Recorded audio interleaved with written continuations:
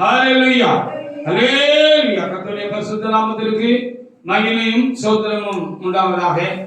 கர்த்தருடைய கிருபையினாலே பாடி மகிழ்வதற்கு இந்த பரிசுத்த நாளிலே இறைவனை பாடி மகிழ்வதற்கு இறைவன் எனக்கும் உங்களுக்கும் கூட தயவு செய்தார்.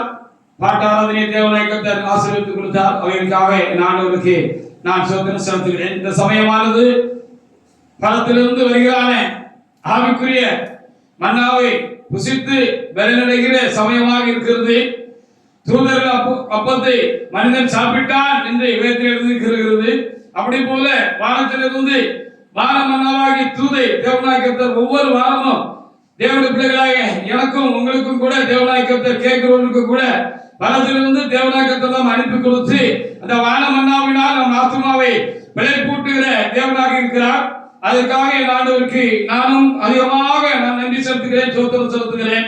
இந்த நாளுக்குரிய வார்த்தைகளுக்காக நான் காலத்துல தேவ சமூகத்துல நான் காத்திருந்த பொழுது இறைவனாக தேவன் ஒரு வார்த்தையை என்னோடு கூட இடைப்பட்டு பேசினார். அந்த வார்த்தைகளை கொண்டு உங்களோடு கூட கர்த்தருடைய வார்த்தைகளை பகிர்ந்து கொள்வதற்கு தேவ சன்னிதானத்திலே தேவனுடைய சமூகத்திலே நிற்கிற எனக்கும் கூட தேவனாக கர்த்தர் பலனை செய்வாராக. நல்ல வார்த்தைகளை எனக்கும் உங்களுக்கும் கேட்கிற யாருக்கும் பலத்திலிருந்து தேவனாக கர்த்தர் தாமே அனுப்பி தந்து நம்மை ஆசீர்வதித்து அனுப்புவாராக. யாத்திராகம புஸ்தகத்திலே 14வது அதிகாரத்திலே 13, 14 தேவனாக கர்த்தர் நாளுக்குரிய வார்த்தையாக நமக்கு தந்திருக்கிறமைக்காக ஆண்டவரை நாம் துதிப்போமாக, சோதரிப்போமாக. யாத்திராகம புஸ்தகத்திலே 14ஆம் அதிகாரத்திலே 13ஐயும் 14ஐயும் எடுத்து ஒருவர் எழுந்து நின்று வாசிக்கலாம். வாசிங்க.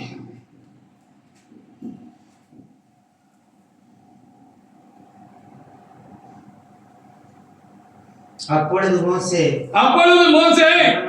ஜனங்களை நோக்கி பயப்படாதீர்கள், இன்றைக்கு கர்த்தர் உங்களுக்கு செய்யும் ரட்சிப்பை பாருங்கள். நீங்கள் இன்றைக்கு நின்று கொண்டு இன்றைக்கு கர்த்தர் உங்களுக்கு செய்யும் ரட்சிப்பை பாருங்கள். நீங்கள் காண்கிற எகிப்தியரை, இன்றைக்கு நீங்கள் காண்கிற எகிப்தியரை இனி என்றைக்கு காண மாட்டீர்கள். கர்த்தர் உங்களுக்காக யுத்தம் பண்ணுவார், நீங்கள் சும்மா இருப்பீர்கள் என்று தந்திருக்கிற நல்ல வார்த்தைகளை தியானிக்க கர்த்தர் நமக்கு உதவி செய்வாராக. அப்பொழுது மோசே ஜனங்களை நோக்கி பயப்படாதீர்கள், நீங்கள் நின்று கொண்டு இன்றைக்கு கர்த்தர் உங்களுக்கு செய்யும் ரட்சிப்பை பாருங்கள். இன்றைக்கு நீங்கள் காண்கிற எகிப்தியரை இனி என்றைக்கு காண மாட்டீர்கள்.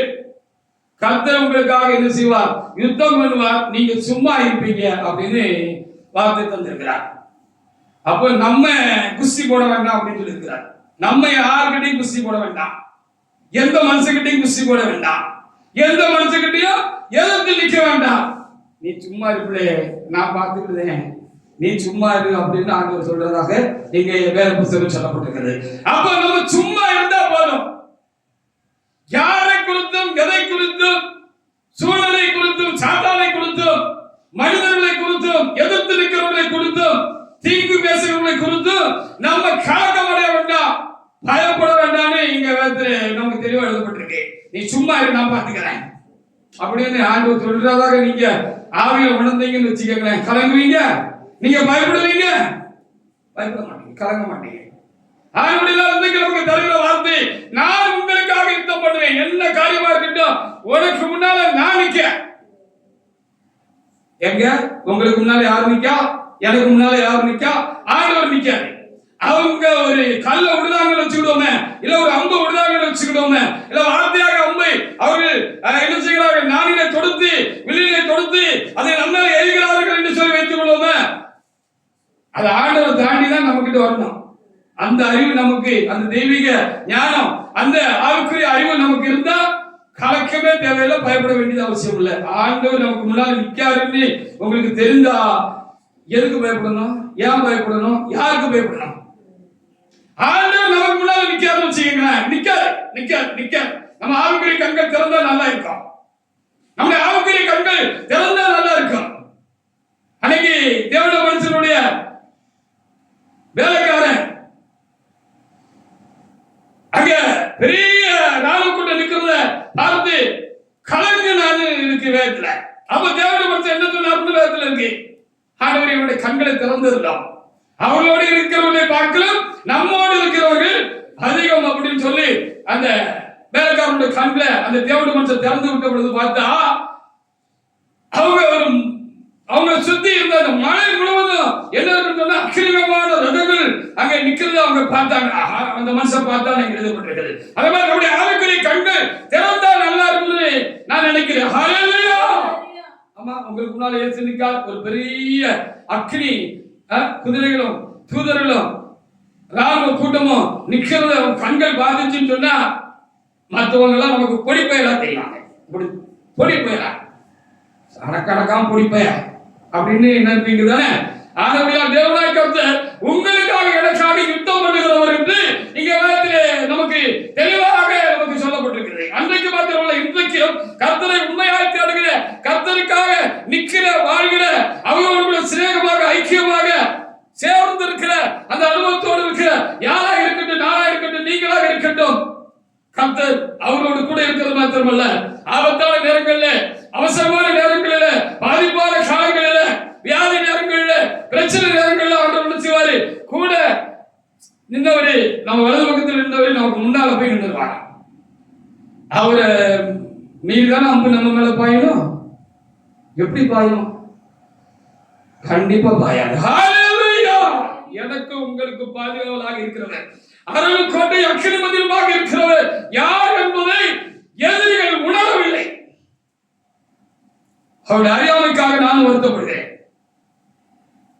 அப்ப பயப்படாதே, கர்த்தர் உங்களுக்காக எனக்காக அவர் யுத்தம் பண்ணுவார். நீங்க சும்மா இருங்க போதும்னு சொல்லப்படுகிறது. ரோமர் புத்தகத்துல 12ஆம் அதிகாரத்துல 17 முதல் சில வசனங்களை வாசிப்பாங்க. சும்மா தான் இருக்கணும். நிரம்பவும் கூடாது, பயப்படவும் கூடாது, கலங்கவும் கூடாது. அது மாத்திரம் இல்ல, அவங்களுக்கு விரோதமா நம்ம எந்த சிந்தனையும் சிந்திக்க வேண்டிய அவசியம் இல்லை. அவங்களை கசக்க வேண்டிய அவசியம் இல்லை. அவங்களை பகைக்க வேண்டிய அவசியம் இல்லை. அவங்களுக்கு விரோதமாக நம்ம எல்லாரும் வாயத்தை வந்து பேச வேண்டிய அவசியம் இல்லை. எதுலையா ஒண்ணும் செய்ய வேண்டாம். நம்ம சும்மா இருந்தா போதும் அப்படிங்கிறது தான் இன்றைக்கு நமக்கு தேவன் தருகிற செய்தியாக இருக்கிறது. ரோமர் 12:17 முதல் சில வசனங்களை வாசிங்க. ஒருவருக்கும் தீமைக்கு தீமை செய்யாதிருங்கள். எல்லா மனுஷருக்கு முன்பாகவும் யோக்கியமானதை செய்ய நாடுங்கள். என்னப்பா இவ்வளவு உங்களுக்கு தீமை செய்யறாங்க, அந்த ஆளுக்கு தான் உங்களுக்கு இவ்வளவு தீமை செய்யறாங்க அப்படின்னு உங்களுக்கு தெரியும் தானே? தெரியும். உங்க பாஸ்டருக்கு தெரியும் தானே? தெரியும். அவருக்கு சொல்லலையா? சொன்னாரு. அவருக்கு எங்களோட நல்லாவே தெரியும். வேற இவ்வளவு தீமை செஞ்சுட்டு இருக்காலும் நீங்க ஒன்னும் ஒரு வார்த்தை கூட ஏத்து பேச மாட்டேங்க, அவங்களை சபிக்க மாட்டேங்க, அவங்ககிட்ட கோவப்பட மாட்டேங்க, அவங்ககிட்ட சண்டை போட மாட்டேங்க அப்படின்னு சொன்னா சிரிச்சுக்கிட்டே நம்ம சொல்ல வேண்டிய ஆயுத வேண்டியது. ஹல்லேலூயா. நிறைய பேசாம இருக்கிறது நல்லதாக்கா. எப்பவும் இந்த மாதிரி நேரங்கள்ல நிறைய பேசாம இருக்கிறது ரொம்ப நல்லது. தீமைக்கு தீமை செய்யாருங்க. தீமையே பேசக்கூடாதுன்னு சொல்ல தீமை செய்ய சொல்லுவாரா? நம்ம தீமை கூட பேசக்கூடாது. அப்ப எல்லா மனுஷருக்கும் யோக்கியமானதை செய்ய என்ன செய்ய நாடுங்க இங்க எழுதிருக்கு. அப்போ நம்மளை பார்க்கிறவங்களுக்கு ஆச்சரியமா இருக்கும். என்னப்பா இவ்வளவு நெருக்கடி கொடுத்த பிற்பாடும், இவங்களுக்கு குறிப்பா தெரிஞ்ச பிற்பாடும் இவங்க என்ன செய்யல, அவங்கள கசக்கல, மனதுல கசக்கல, பகைக்கல, அவங்களுக்கு நம்ம பேசல, பிரார்த்தனை சொல்லல அப்படிங்கிற பொழுது அங்க ஆண்டோட நாமம் அங்க எங்க மகிமைப்படும். நாமும் அவருக்கு சாட்சிகளாக அந்த இடத்துல இருப்போம். ஹல்லேலூயா. அதான் கிறிஸ்தவம். நாம் கிறிஸ்தவர்களாக, கிறிஸ்தவத்தில் நடக்கிறவர்களாக நாம் இருக்க வேண்டும். அடுத்த வசனத்தை வாசிங்க. வேற சொல்லி இருக்கு அடுத்த வசனம். கூடுமானால் உங்களால மட்டும் எல்லா மனுஷரோட சமாதானமாய் முடிஞ்ச மட்டும் எவ்வளவுக்கு எல்லார்கிட்டையும் சமாதானமா இருக்கணும் அப்படி சமாதானமா இருக்கணும். அப்படி நம்ம எல்லாருக்கிட்டையும் சமாதானமா இருந்தோம்னா நம்ம மனதுக்குள்ளேயும் சமாதானம் இருக்கும், நம்ம ஆத்மாவுல இதயத்துல சமாதானம் இருக்கும். நம்ம ஆட்ல தோத்திரம் சொல்லிக்கிட்டே நம்ம என்ன செஞ்சிருக்கலாம், நடக்கலாம், வேலை செய்யலாம், போகலாம், வரலாம், படுக்கலாம், இருக்கலாம், தூங்கலாம், எழுந்திருக்கலாம். ஹல்லேலூயா. தாவீது சொல்லும் போது சங்கீத புஸ்தகம் என்ன சொல்றாருன்னா, நான் நிச்சரை செய்யும் பொழுதும் என் ஆத்மா விழித்திருக்கிறது அப்படின்னு சொல்றாங்க. ஹல்லேலூயா. வேற எதுக்கு இங்க இடம் வச்சு இடம் கொடுக்க கூடாது, எந்த தீமைக்கு இடம் கொடுக்க கூடாது. தீமை செய்வதை பத்தியும் நம்ம உள்ளுக்குள்ள போட்டு சிந்திச்சுக்கிட்டே இருக்க கூடாது. நம்ம அவங்க அதெல்லாம் அவுட் பண்ணிடணும். நம்ம இதயத்தை விட்டு வெளியே தள்ளிட்டு நம்ம எதுக்காக படைக்கப்பட்டிருக்கிறோம்னு சொன்னா, சிருஷ்டிக்கப்பட்ட ஜனம் கர்த்தரை துதிக்கும்னு வேற ஒரு வசனம் இருக்கு. நம்ம எதுக்காக சிருஷ்டிக்கப்பட்டிருக்கிறோம்? தேவனுடைய பிள்ளைகளாக, ஊழியக்காரர்களாக, தேவ சமூகத்துல எதுக்கு நாம் புதிய பிறப்புகளாக நாம் சிருஷ்டிக்கப்பட்டிருக்கிறோம் என்று சொன்னால், அவரை துதிச்சுக்கிட்டே இருக்கணும். இப்போ சோத்திரம் சோத்திரம் சோத்திரம் சோத்திரம் சோத்திரம் சோத்திரம், இது சோத்திரம் சோத்திரம் உள்ள இருந்து வரணும்னா உள்ள வேற ஒண்ணும் இருக்கக்கூடாது. உள்ளேயும் பக்தி தான் இருக்கணும், தேவனுடைய பயம் தான் இருக்கணும். அப்ப நீங்க சோத்திரம் சோத்திரம் சோத்திரம் சோத்திரம்னு சொல்லிக்கிட்டே நீங்க இருந்தீங்கன்னா, இதுதான் எதிராளிக்கு ஒரு அம்பு. இந்த சோத்திரம் தான் அவருக்கு அம்பு. அப்படி சோத்திரம் சொல்லிட்டே இருக்கணும். ஹல்லேலூயா. சமாதானமா இருக்கு, எல்லார்கிட்டையும் சமாதானமா இருப்போம், முடிஞ்ச மட்டும் சமாதானமா இருப்போம். உங்க 19 கூட வாசிக்க. பிரியமானவர்களே, ஆமா, பழிவாங்குதல் எனக்குரியது, பழிவாங்குதல் எனக்குரியது, நானே பதில் செய்வேன் என்று கர்த்தர் சொல்லுகிறார் என்று எழுதியிருக்கிறபடினால ஆமா, கோபாக்கினைக்கு இடம் கொடுங்கள், ஆண்டவர்கிட்ட ஒப்படைச்சிருங்க.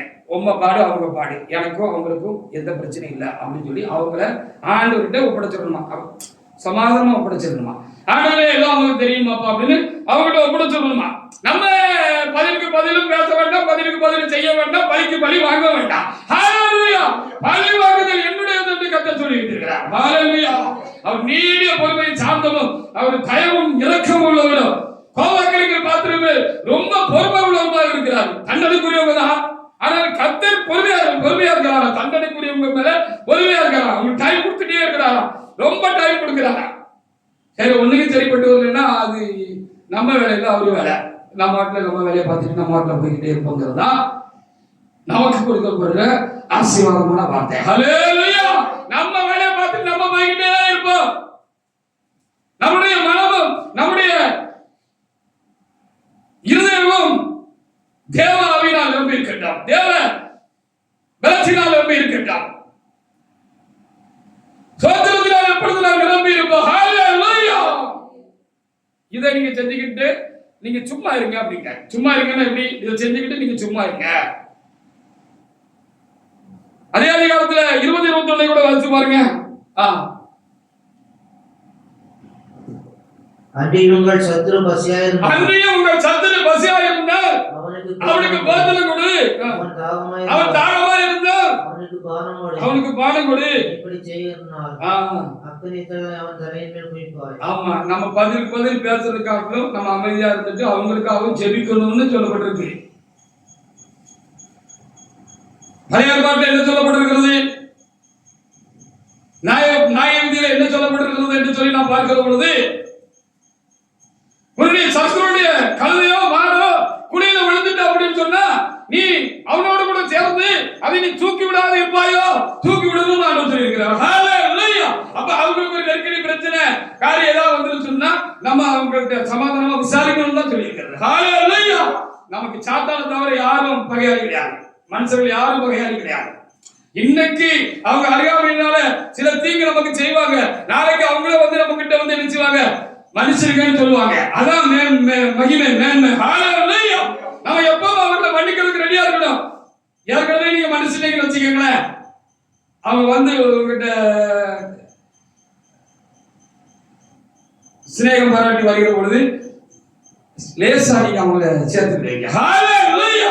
இதுதான் தெய்வீகம், இதுதான் கிறிஸ்து என்னுடைய காரியம். கிறிஸ்து இப்படிதான் இருந்தா. ஹல்லேலூயா. ஹல்லேலூயா. அடுத்த வசனம். நீ தீமையினாலே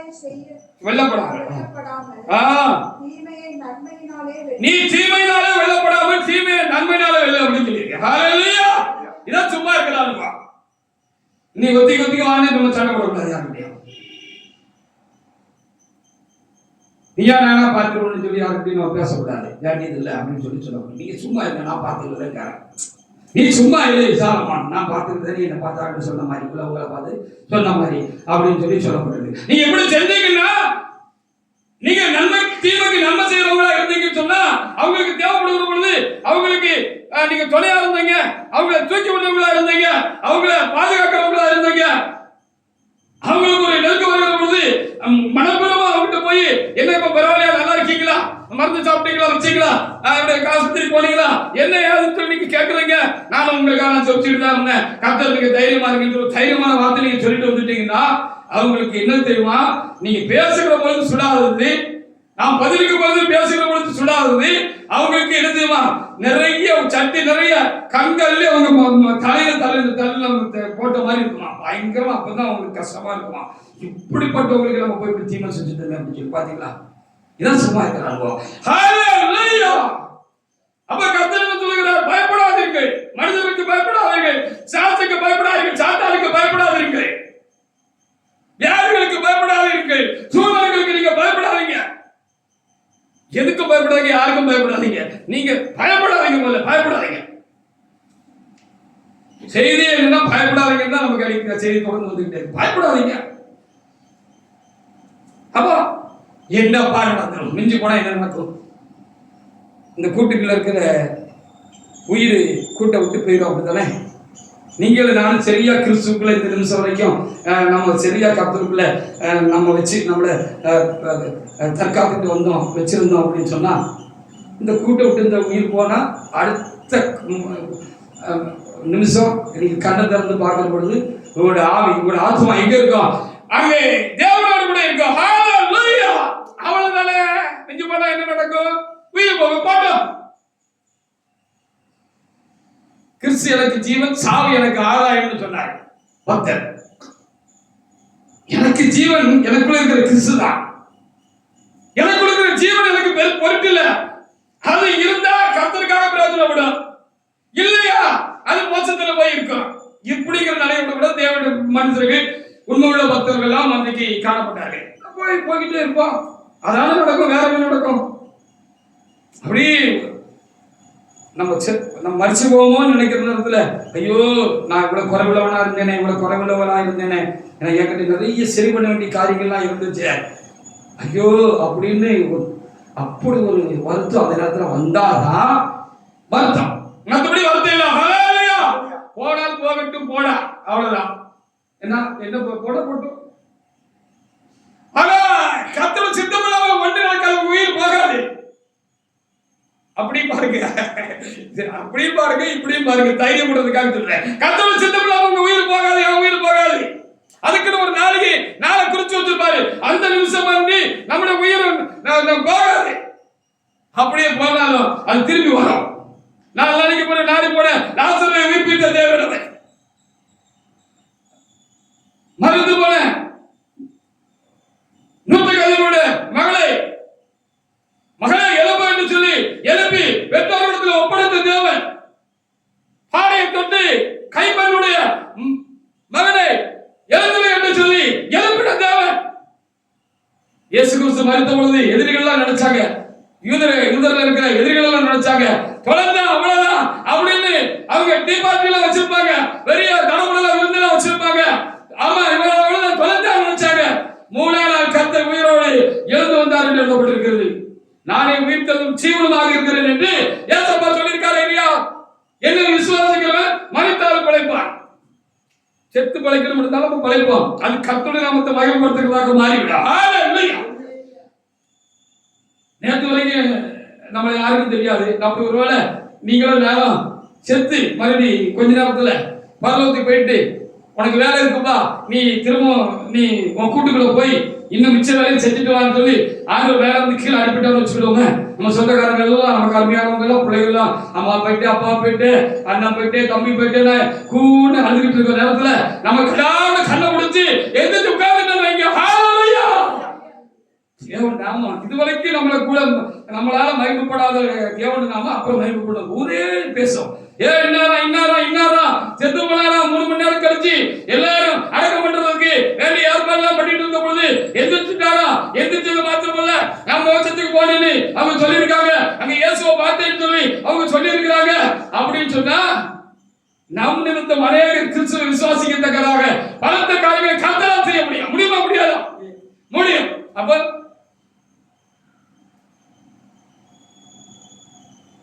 லாசரு நிமித்தம் ஆண்டவர் நாம மகிமைப்பட்டது என்று சொல்லி வேதத்தில் சொல்லப்படுகிறது. தேவனால் கூடாது ஒன்றுமில்லை. ஹல்லேலூயா. நம்ம சும்மா இருப்போம். இந்த நம்பிக்கையோட விசுவாசத்தோடு தைரியமாக நாம் சும்மா இருப்போம். சும்மா இருக்கின்ற நம்மளுக்கு ஆண்டவர் தருகிற காரியமா இருக்கு. நம்மளோட பழத்தவங்க இருக்குல்லாம் நம்மளை விலக்கி காப்பாருன்னு தான் வேதத்தில் இருக்கு. அவருக்கு அவங்க பலசாலிகளாக இருக்கட்டுமே. அதாவது மந்திரம் செஞ்சு காலை கையை முடக்கிறதாக உலகத்தில் நம்ம பார்த்துருக்கோம். மந்திரவாதம் செஞ்சு எல்லாம் செய்வேன்னு சொல்லுவாங்க. இங்க ஏதோ ஒரு வார்த்தை நல்ல வார்த்தை சொல்லுவாங்க. காக்கா ஏதாவது நமக்கு கையை காலை ஏதாவது செஞ்சுட்டாங்கன்னு சொல்லியிருக்கு. செவம் பண்ணி யார் கையா காலங்க முடக்கிறாங்க எங்கேயாவது காத்துல இருக்காப்பா. அப்படி ஒரு மனுஷன் செவம் பண்ணி பயங்கரமான காரியங்களுக்கு வந்துருன்னு சொன்னாருன்னா அவருக்கு தேவையான மனுஷன் தானா? ஒரு பெரிய கொஸ்டின் மார்க் கேள்விக்குறி நிக்க முன்னால. ஜெபம் பண்ணி யாரையும் கைய கால முடக்க முடியாது, அவங்களை கொல்ல முடியாது, அவங்களுக்கு தீர்வு செய்ய முடியாது. அது கர்த்தருடைய ஆவி இல்ல. கர்த்தருடைய ஆவியானவர் நன்மையானதை தான் செய்வார். அப்ப ஜெபம் பண்ணி நான் உடனே அப்படி செஞ்சிரு இப்படி செஞ்சிரு சாபம் போட்டாங்கன்னா அது கொஞ்சம் யோசிக்க வேண்டிய விஷயம் தான். இவங்க தேவசனியானத்தில் நிற்கிற தேவனுடைய அம்பாசிடர்கள் தானா தூதர்கள் தானா இருக்கிறது ரொம்ப சந்தேகப்பட வேண்டிய விஷயம் தான். சங்கீதம் 18, 17, 18 வாசி பாருங்க. சங்கீதம் 18, 17, 18 பெரிய ஆளா இருக்கட்டும்பா, இருந்துட்டு போட்டுப்பா. நம்ம சின்ன ஆள் தான்ப்பா, நம்ம சின்ன ஆள் தான். அவங்களுடைய பார்வையில நம்ம சின்ன ஆள் தான். ஆண்டவருக்கு முன்பாக யாரும் பெரிய ஆளு கிடையாது. நானும் பெரிய ஆளு கிடையாது, நீங்களும் பெரிய ஆளு கிடையாது. பெரிய ஆளுன்னு நினைச்சிட்டு இருக்கவங்களும் பெரிய ஆளு கிடையாது. எல்லாரும் சின்ன ஆளு தான். அவங்க பலமான ஆளாவே இருக்கட்டுமே. வாசிங்க சங்கீதம் 18, 17, 18. என்னிலும் அதிக பலவான்களா இருந்த என் பலத்த சத்துருவும் என்னை கைக்கிறவர்களுக்கு என்னை விடுவித்தார். ஆமா, என்ன பாய்க்கிறவங்க பெரிய ஆளா இருந்தாலும் பலத்தவங்களா இருந்தாலும் ஆண்டவர் என்ன செஞ்சாரா? அவங்க நம்மளை விடுவிப்பார். அவங்க நம்மளை தள்ளிட்டாங்க அப்படின்னா அவங்க கடவுளா இல்ல இப்பதான் கடவுளாக ஆயிடுவாங்க. கடவுள் நம்ம கூட இருந்தாருன்னா நம்மளை யார் தள்ளுறது? தீங்கு செய்ததுனால சில பாதிப்புகள் உண்டாகலாம். அதுல முடிவை நீங்க பார்க்கணும். முடிவை தான் நம்ம பார்க்கணும். அதுவும் கர்த்தரை அனுமதிக்காம ஒண்ணு வருகிறது இல்லை. அடுத்த வசனம் 15. என் ஆபத்து நாளில் எனக்கு எதிரிட்டு வந்தார்கள். ஆபத்து நாளில் எனக்கு எதிரிட்டு வந்தார்கள். எனக்கு ஆதரவா இருந்தார். அவன் இவங்க ஒண்டியா இருந்தாரு. ஒரு கூட்டமே வந்துச்சு. வரட்டுமே இயேசுவிற்கு கெத்செமனே தோட்டத்தில் பிடிக்கிறதுக்கு ஒரு பெரிய கூட்டம் வந்துச்சுன்னு இருக்கு. வந்தோடனே நீங்க யாரை தேடுகிறீர்கள் என்று ஆண்டவர் சும்மா தான் கேட்டாரு. தமாம் எல்லாரும் காலத்துல போய் பொத்துல பின்னால போய் விழுந்தாங்க. ஹalleluya! அந்த வல்லமை உள்ள தேவனை தான் நானும் நீங்களும் ஆராதிக்கிறோம். அந்த வல்லமை உள்ள தேவனை தானே நானும் நீங்களும் ஆராதிக்கிறோம். வேற என்ன? 14, 15 கூட வாசி பாருங்க. அப்படி வந்தா அவரு அம்பு விடுவாரு. நம்ம எதுக்கு அம்பு விடணும்? என்னத்துக்கு போட்டு தேவையில்லாம நம்ம பிரயாசத்தை நம்ம வீணா செலவு பண்ணுவானே. நம்ம சும்மா இருந்தா போதுமா? வாசிங்க பார்ப்போம். தம்முடைய அம்புகளை அவர் விடுவார் அம்பு. ஆனா உடனே விடப்பட்டாரு. மனுஷன் இருந்தாரு. அவர்களை சிதறடித்தார். மின்னல்களை பிரயோகித்து அவர்களை கலங்க பண்ணினார். ஆமா, அப்ப அரசன் இன்று கேட்பான். உடனே அரசர்கள் தான் இன்று கேட்பாங்க. நீதித்துறையில தான் உடனே தீர்ப்பு சொல்லுவாங்க, தண்டனை கொடுப்பாங்க. தெய்வம் என்ன செய்யும் சொன்னா நின்று கேட்கும் என்று சொல்லிதான் வழக்கு சொல்லி இருக்கிறது. அவர் பொறுமையா இருந்துதான் எதையும் கேட்பாரு. அப்ப நமக்கு நம்ம நினைப்போம் கர்த்தர் கேட்கறையோ பார்க்கறையோ நினைப்பான். இல்ல அவர் கேட்காரு பார்க்காரு. அதுக்கு ஒரு டைம் வச்சிருக்கிறார். அவனையும் அழிஞ்சு போடும், அவங்களே இருக்கு வீணா அழிஞ்சு போடும். யாரும் கெட்டு போறது தேவனுக்கு சித்தம் இல்லையே. இல்லதானே? அப்பொழுது கர்த்தாவே உங்களுடைய கண்டிதத்தினாலும் நாசியின் சுவாசத்தினாலும் ஆமா தண்ணீர்கள் மதுகள் திரண்டு பூதளத்தின் அஸ்திவாரங்கள் காணப்பட்டது. ஆமா, எவ்வளவு பிரச்சனை இருந்தாலும் நம்ம தூக்கி விடுவாரு. நம்ம கூட இருந்தா போதும். ஹalleluya! கூட இருக்கிறவர் நமக்கு ஒரு ஆபத்து அவசரம் வருகிற பொழுது, நமக்கு ஒரு பிரச்சனை வருகிற பொழுது அவரு நமக்கு முன்னால நிற்பார். அதை மட்டும் நீங்க தெரிஞ்சுக்கொள்ளுங்க. ஹalleluya! கர்த்தர் உங்களுக்கு முன்னணியில் போவார், உங்களுக்கு முன்னாக போவார் என்று வேத புத்தகத்திலே வார்த்தை இருக்கிறது. அப்படி பிரச்சனை வந்துட்டா ஒரு நினைச்சுக்கோங்க, நம்ம முன்னால கர்த்தர் நடந்துகிட்டு இருக்காரு, நம்ம பின்னால போயிட்டு இருக்கோம்னு நினைச்சுக்கோங்க. அல்லேலூயா. அவர் அம்பு விடுவாரு, அவர் தண்டாளத்தை வீசுவாரு.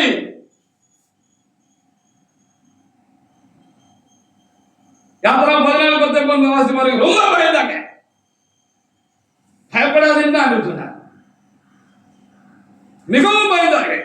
யாத்திரா 14:10.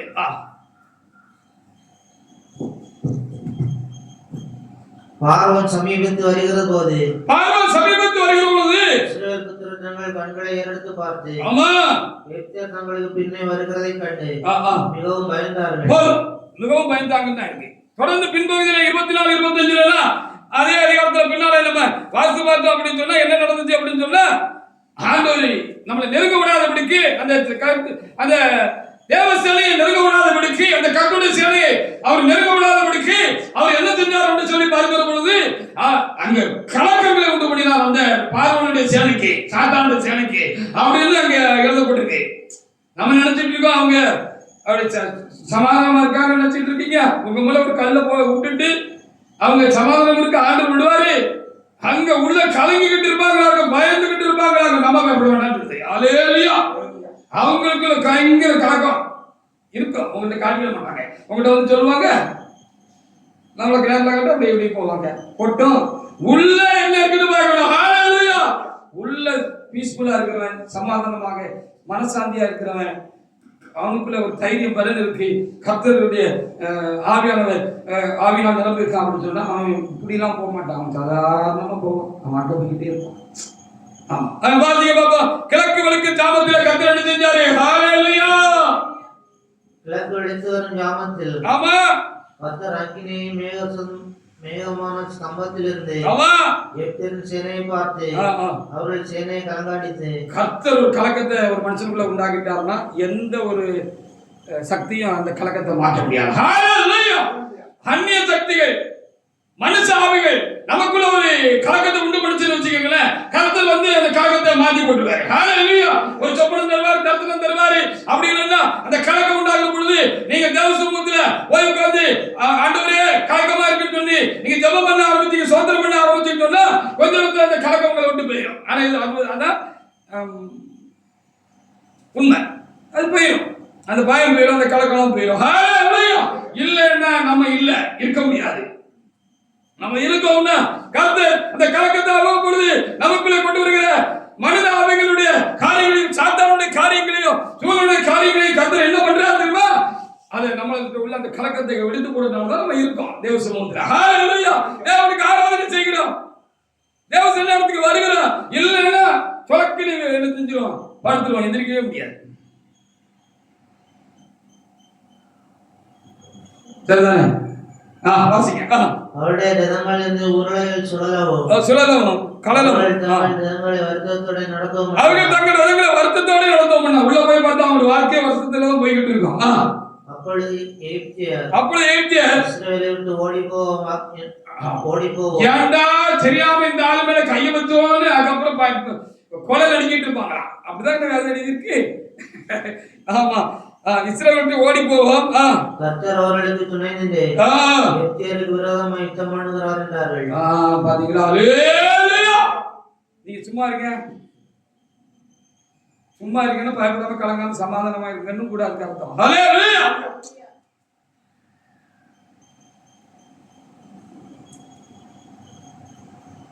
யோசபாத்தில் இன்னொரு ராஜா இருந்தான். அது அன்னைக்கு மாத்திரம் இல்ல, பின்னாலே நடந்துச்சு. 2 நாளாகமம் 20:1-2 வாசி பாருங்க. அன்னைக்கு அந்த யோசபாத் ஒரு பக்திமான் இருந்தார், தேவனிடத்துல மிகுந்த பயபக்தி உள்ள ஒரு மனுஷனாக இருந்தார், தேவனுக்கு பயப்படுகிற ஒரு மனுஷனாக இருந்தார். இதுக்கெல்லாம் அடிப்படை நான் சொல்றதுதான். அவங்க என்ன இருந்துக்கிறேன் சேர்த்து ஆக சொல்லிக்கிட்டே வராங்க. இது மாத்திரம் நம்ம சரியா வச்சுக்கணும், அவ்வளவுதான். அப்போ ஒரு பெரிய கூட்டம் என்ன செஞ்சுதான் இந்த யோசபாத் ராஜா விருதுமாக வந்துச்சு. இந்த யூத ஜனங்களுக்கு விரோதமாக ஒரு பெரிய கூட்டமே வந்துச்சு. பெரிய நாடுகள் எல்லாம் கிளம்பி வந்தாங்க. ஒரு நாள் அல்ல, 2, 3, 4, 5 நாடுகள் வந்தாங்கன்னு எழுதி இருக்கு, வாசிங்க. இன்னும் கர்த்தர் மோசேயை நோக்கி பின்னும் கர்த்தர் 1 2 நாளாகமம் 20 2 நாளாகமம் 20 1-2.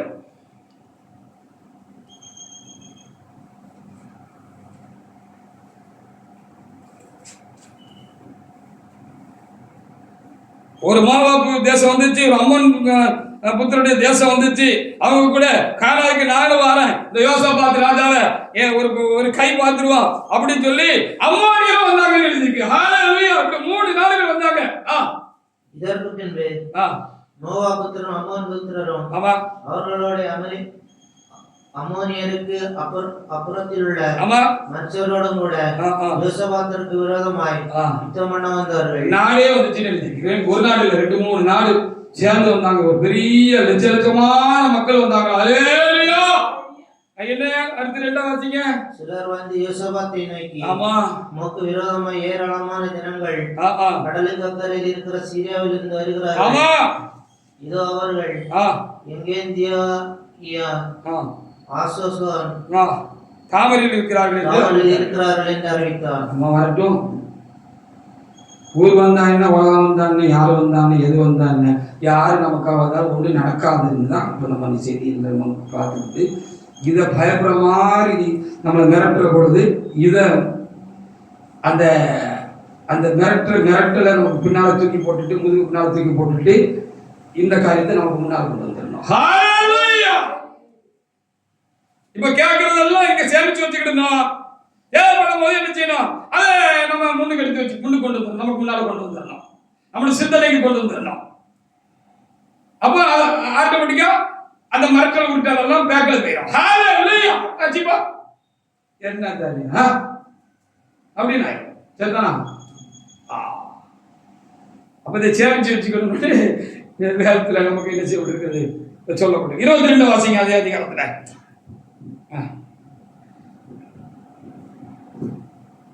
அவர்கள் பாடி துதி செய்ய தொடங்கின பொழுது யூதாவுக்கு விரோதமாய் வந்து அதிவிருந்த அம்மோன் புத்திரரையும் மோவாபியரையும் சேயீர் மலை தேசத்தாரையும் ஒருவருக்கு விரோதமாய் ஒருவர் கர்த்தர் எழும்ப பண்ணி அதனால் அவர்கள் வெட்டுண்டு விழுந்தார்கள். எதுல வந்தாங்கல்ல, இவங்களே ஒருத்தருக்கு ஒருத்தர் டிசிங் போட்டாங்க. டிசிங் போட்டிருக்காங்க. ஆமா, நம்மளை வெட்டுறதுக்கு ஆயத்து கொண்டு வந்தாங்களா, மாத்தி மாத்தி ஒருத்தருக்கு ஒருத்தர் வெட்டிக்கிட்டாங்க. அவங்களுக்குள்ளே வெட்டிட்டாங்க, டிசிங் போட்டுக்கிட்டாங்க. அவங்க இல்ல, நாம இருக்கோம் அப்படின்னு வேதம் சொல்லுகிறது. ஹல்லேலூயா. வேண்டாம், அவங்க இருக்கட்டும். அவங்க நமக்கு எதிரிகள் இல்லையே, பயங்கர்கள் இல்லையே. எந்த வகையில் பார்த்தாலும் அவர்கள் நம்முடையவர்கள் தானே. அவர்கள் இருக்கட்டும். அவர்கள் தங்களுடைய தப்புதல்களை என்றைக்காவது ஒரு நாள் உணர்ந்தால் சரி, உணரட்டும்.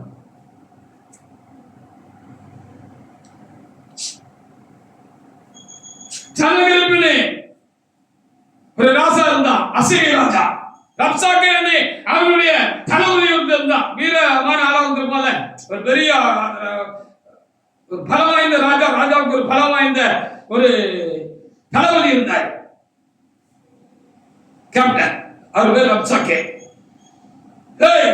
நீ இஸ்ரவேல்ல போய், யூதா ஜனங்களுக்கு போய், எருசலேம்ல போய் நீ அங்க இருக்குதானே அந்த சின்ன ராஜா, குட்டி பைய, சின்ன பைய அப்படின்னு ஒரு நினைச்சிட்டாரு.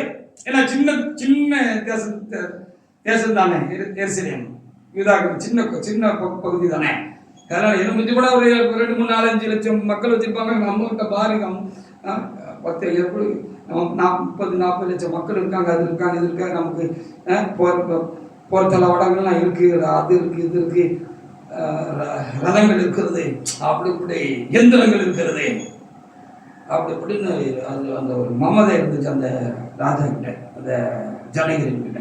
நான் போய் சொன்னேன், சொல்லு சரண்டர் ஆகிறியா? அப்படி இல்லைன்னா உன்னுடைய எருசலேம் நான் தரமாட்டமா இருக்கட்டுமா அப்படின்னு சொல்லி தூது விட்டுட்டார். இவன் வந்தேன் ஊருக்கு நடுவில் நின்றுகிட்டு உரத்த சத்தமா ஜனகிரி மகாராஜா சொல்கிறது அப்படின்னு பேச ஆரம்பிச்சான். அது என்னது எப்படி வருதுன்னா, அசீரிய பாஷையில பேசாம தன்னோட சொந்த பாஷையில பேசாம யூத பாஷையில பேசியிருக்கான்.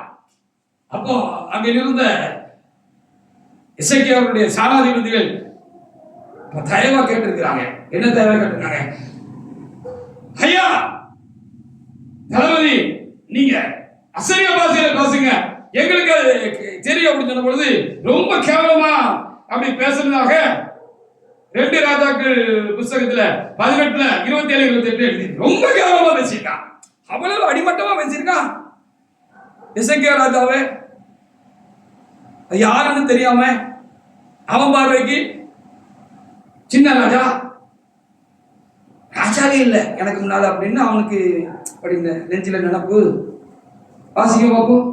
2 ராஜாக்கள் 18:27-28.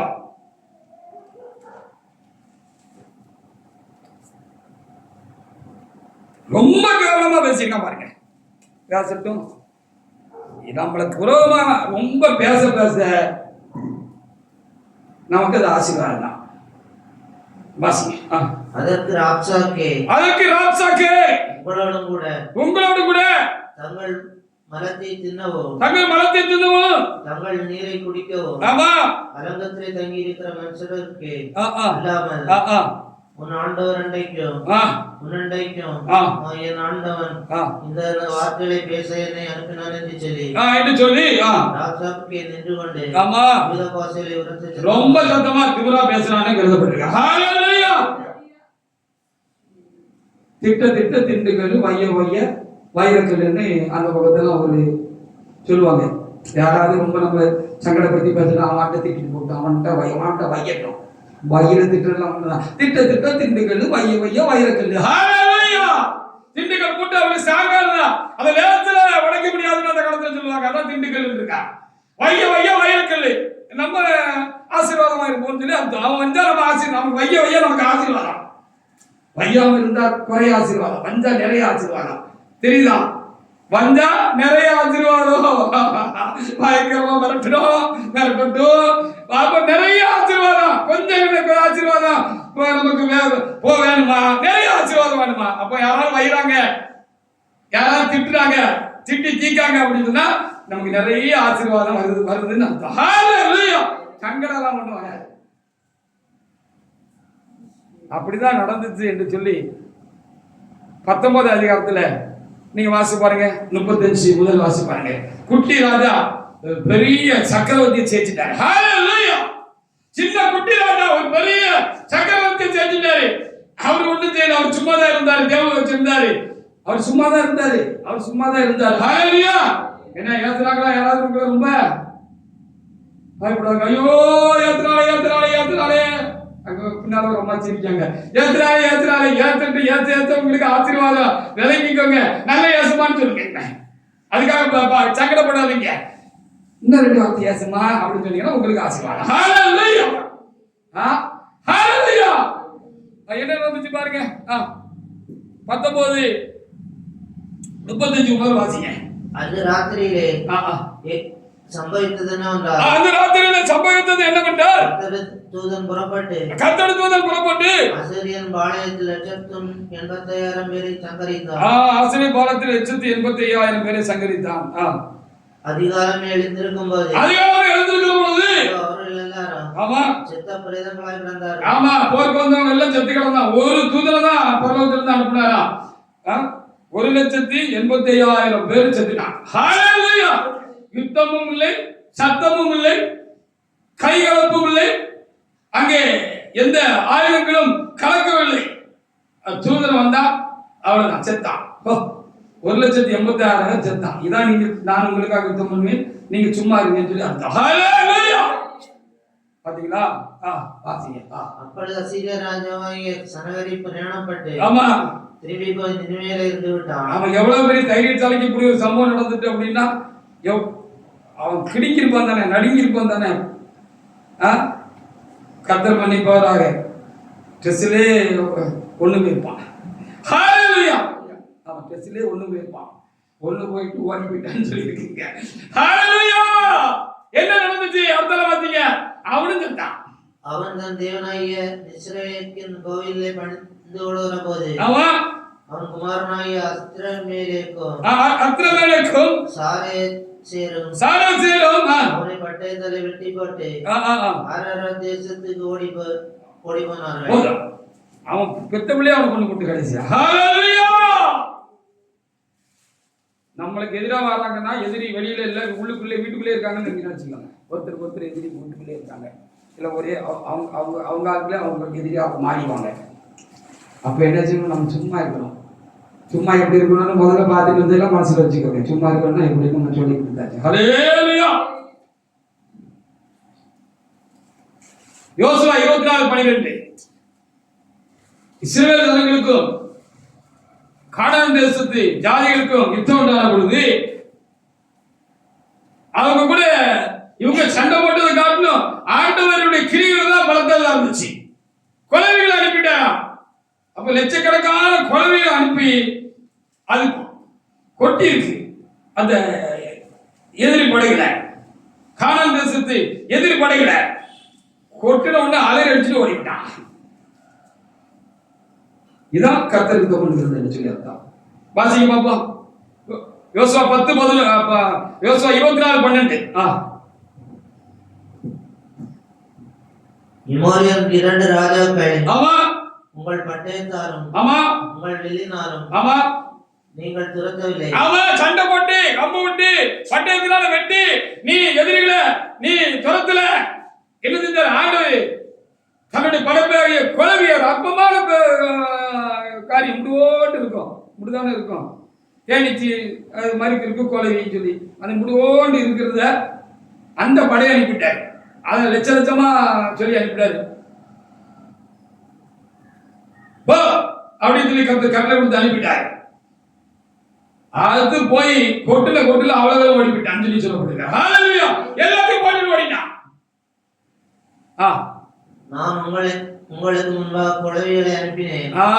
அவைகள் உங்கள் முன்னின்று துரத்தி விட்டது. ஆமா. யோசுவா 24:12 கர்த்தர் யுத்தம் செய்தது எப்படி இருக்குன்னு எழுதிருக்கிறார். ஏன் அந்த கர்த்தர் இப்ப உயிரோட தானே இருக்காரு?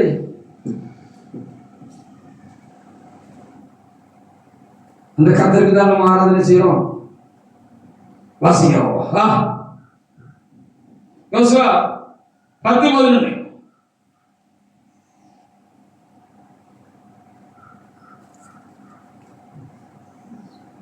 அவர்கள் பெத்தாரானில் இருந்து இறங்குற வழியிலே இஸ்ரவேலுக்கு முன்பாக ஓடி போகையில் அசைக்கா மட்டும் ஓடுகிற அவர்கள் மேல் கர்த்தர் வானத்திலிருந்து பெரிய கற்களை விழப்பண்ணினார். அவர்கள் செத்தார்கள். இஸ்ரவேல் புத்திரர் பட்டயத்தால் கொண்டவர்களை பார்க்கிறார். இஸ்ரவேல் பட்டயத்தால் கொண்டவர்களை காட்டிலும் கல்மழையினால் செத்தவர்கள் அதிகமாக. கல்மழையால செத்தவங்க அதிகம். வானத்திலிருந்து கல்மலை போட்டாரு. டமார் டமார் டமார்னு போட்டுட்டாரு. ஆமா. ஒவ்வொன்னு இத்தான் தடியா இருந்துச்சுன்னு வைங்களேன். தொப்புன்னு ஒருத்த மேல இருந்தா மண்டையில விழுந்துச்சுன்னா மண்டை 2 கிழிஞ்சு உடஞ்சி அவன் அங்கேயே மண்டையை போட்டான். அப்படிதான் கேள்வி நான் சொல்லப்பா அப்படிதான் சொல்லியிருக்கேன். இதான் கர்த்தர் யுத்தம் செய்கிற காரியம்னு எழுதப்பட்டிருக்கிறது. அவரு செய்வாரு. இருந்தாலும் நம்ம கிறிஸ்துவ ஆவியோடவர்களா இருக்கிற அப்படினால எதிரிகளும் அழிந்து போக வேண்டாம்னு ஜெபிக்கிறது தான் நமக்கு கொடுக்கப்பட்ட ஆலோசனையா இருக்கிறது. ஆண்டவரே வேண்டாம், ஆண்டவரை விட்டுருங்க, ஆண்டவரே பிழைச்சி போட்டு ஆண்டவர் என்று நம்ம ஜெபம் பண்ணணுமா? நம்ம என்ன நீங்க என்ன ஆவியுடையவர்கள் என்று நீங்கள் அறியாது இருக்கிறீர்கள் என்று சொல்லி ஆண்டவர் சீசர்களை பார்த்து அப்போஸ்தலர்களை பார்த்து சொன்னார் இருக்கு. ஆண்டவரே அவர்கிட்ட போய் பிரசங்கம் பண்ண பொழுது அந்த ஊராரு அவங்க பேச்ச கேட்கல. உடனே கூட இருந்த இந்த நம்மள மாதிரி சீசர்கள் இருப்பாங்கல்ல, இவங்களுக்கு ஆண்டவர் மேல உள்ள வைராக்கியத்துல பக்தியில கோபம் கொந்தளிச்சுட்டு வந்துட்டு, கோபம் பிசுக்குன்னு வந்துட்டு, குருன்னு கோபம் வந்த உடனே ஆண்டவரை பார்த்து சொன்னாங்க, ஆண்டவரே எலியா அன்னைக்கு வானத்திலிருந்து அக்னி அனுப்பி அந்த 50 பேரை கொண்ட மாதிரி இந்த ஊர் தேவத்தை வானத்திலிருந்து அக்னியை இறக்கி அழிச்சிருவாங்க ஆண்டவரே. நாங்க ஆண்டவர் அதட்டி சொன்னார், சே சும்மா நீங்க என்ன ஆவியுடையவர்கள் அறியாது இருக்கிறீர்கள். மனிதர்களை ரட்சிக்கிறது தான் நான் வந்திருக்கிறேன், யாரையும் அழிக்கிறதுக்கு வரல அப்படின்னாரு. ஹல்லேலூயா. அந்த அன்புதான் இன்னைக்கு நம்மள எல்லாம் தேவனுடைய சன்னிதானத்துல வச்சிருக்கு. விரோதிகள் எல்லாம் அந்த அன்புதான், அந்த கிறிஸ்துவ அன்புதான் என்ன செய்கிறது, பிடிச்சு இழுத்துருது. இந்துக்கள் கிறிஸ்தவர்களாக வருகிறார்கள், முகமதியர்கள் கிறிஸ்தவர்களாக வருகிறார்கள். கடவுள் இல்லை என்று சொன்ன அநேக கடவுள் உண்டு, அவர்தான் கர்த்தராகிய இயேசு கிறிஸ்து என்று சொல்லி என்ன செய்கிறார்கள், அவர்கள் இயேசுவை ஏற்றுக்கொள்கிறார்கள். கடவுள் இல்லைன்னு சொன்னால கடவுள் உண்டு, வேற யாரும் இல்லாத இயேசப்பா தான் அப்படின்னு சொன்னாங்க.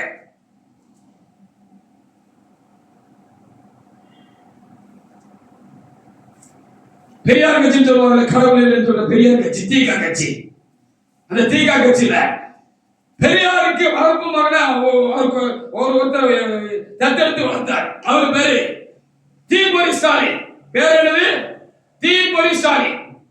அவர் பேசினா அனல் பறக்கும், தீ பறக்கும், அப்படி பேசுவார். அவ்வளவு ஒரு திறமையுள்ள ஒரு பேச்சாளர். அவர் கடவுள் மனிதர்கள் இருந்தார். பெரியாருடைய சீடனா இருந்து ஒருவேளை சென்னையில என்ன செஞ்சிருக்கிறார், மெட்ராஸ்ல என்ன செஞ்சிருக்கிறார் சொன்னா, அவரை ஒரு கருப்பு மைய எடுத்துக்கிட்டு, ஒரு பிரஸ் எடுத்துக்கிட்டு வேகமா ஒரு பில்டிங்ல ஏறி எல்லாரும் பார்க்கிற மாதிரி பெரிய இடத்துல கடவுள் இல்லை, கடவுள் இல்லை, கடவுள் இல்லவே இல்லை, ஹalleluya என்று எழுதுறதுக்கு மேல போயிருக்கிறார். அப்படி போய் மையில பிரஸ் முக்கி அப்படி எழுதுறதுக்கு அப்படி இருக்கிற பொழுது கர்த்தர் இயேசு கிறிஸ்து அவருக்கு தரிசனமாயிட்டார். ஹalleluya. மகனே, கடவுள் உண்டு, நான் தான் அந்த கடவுள் சொல்லி அவருக்கு வெளிப்பட அவருக்கு தரிசனமாயிட்டார். பிரச்சனை தரிசனமாயிட்டார். ஹalleluya. அவர் எழுத போனவர் அப்படியே கிளிங்கி நடுங்கி சடசடன்னு கீழே இறங்கி வந்துட்டார். அன்னைக்கு இல்ல, கீழே இறங்கி வந்து என்ன சாரி அது எழுதலையா அப்படி கேட்டதுக்கு இல்ல, ஏன் எழுதல, கடவுள் இருக்காரு அப்படின்னு. என்ன அவன் பைத்தியம் முடிச்சுட்டா அப்படி கூட சேர்ந்த நண்பர்கள் அந்த கட்சியில் உள்ள கேட்டிருக்காங்க, ஏன் மேல ஏற போது செய்யாதல யாருன்னு இப்ப கீழே இறங்கி கடவுள் இருக்காருன்னு சொல்றியா? இல்ல, கடவுள் இருக்காரு எல்லாத்தையும் வச்சுட்டு அன்னைக்கு கட்சி எல்லாம் விட்டுட்டு அவர் இயேசு கிறிஸ்துவை ஏற்றுக்கிட்டார். ஹalleluya. அவர் ஊர் ஊரா அவர் பிரசங்கம் பண்ண ஆரம்பிச்சார். கடவுள் இருக்கிறாரு, அந்த கடவுள் வேற யாரும் இல்ல, கர்த்தராக இயேசு கிறிஸ்து தான் அப்படின்னு சொல்லி ஒரு அடிச்சு பேசினாரு, பிரசங்கம் பண்ணாரு. எனக்கு நல்ல வாலிப வயசு. நான் சபைக்கு வந்து ஆரம்ப காலத்துல தூத்துக்குடியில ஒரு கிறிஸ்தவ பேராலயத்துல பீட்டர்ஸ் சர்ச்சின்னு நினைக்கிறேன், பேதர் ஆலயம் ஒரு ஆலயம் இருக்கு. அந்த ஆலயத்துல அவருடைய இந்த தவக்காலங்கள்ல கன்வென்ஷன் போட்டிருந்தாங்க. அந்த கன்வென்ஷனுக்கு இவரை பேச்சாளராக கூப்பிட்டிருந்தாங்க. நாங்களும் அந்த இடத்துக்கு போயிருந்தோம். இப்படி ஒரு ஆளு ரசிக்கப்பட்டு இன்னைக்கு பிரசங்கியா இருக்கிறாரு சொன்னோன்னு அதை போய் கேட்கணும்னு சொல்லி போயிருந்தோம். பார்த்தா அவர் அவ்வளவு ஆணித்தரமா பேசினாரு, இப்படி பேசுறாரு, அவருடைய கொள்கைக்கு விரோதமாக இப்படி பேசுறாரு, அதனால இவனை கொண்டு அப்படின்னு அவங்க திட்டம் போட்டிருந்தாங்க. அவர் சொன்னதுல அதுக்காக ஒரு நாள் காத்துல சொல்லி வீட்டுக்கு வெளியில கைத்து கட்டல இவர் நிம்மதியா இயேசுவே தோத்திரம் சொல்லிட்டு தூங்கிட்டாரு. இவர் தூக்கி கொலை செய்ய போயிருக்காங்க. கட்டில தூக்க முடியலன்னு சொல்றதாக எனக்கு ஞாபகம். ஹalleluya. பயந்துட்டாங்க, கட்டில தூக்க முடியல. எதுக்கு அப்படி பாத்தீங்களா? அவரை போல் சிறந்த பக்தர்களாக நாம் இருக்க வேண்டும். அதான் இது முக்கியமான காரியம். என்னோட வாழ்வை இயேசுவுக்காக இருக்க வேண்டாம், அவ்வளவுதான். அப்படியே அவங்க பயன்படுத்திட்டாங்க. அப்ப அவங்க ரசிக்கப்படாம இருந்திருப்பாங்க.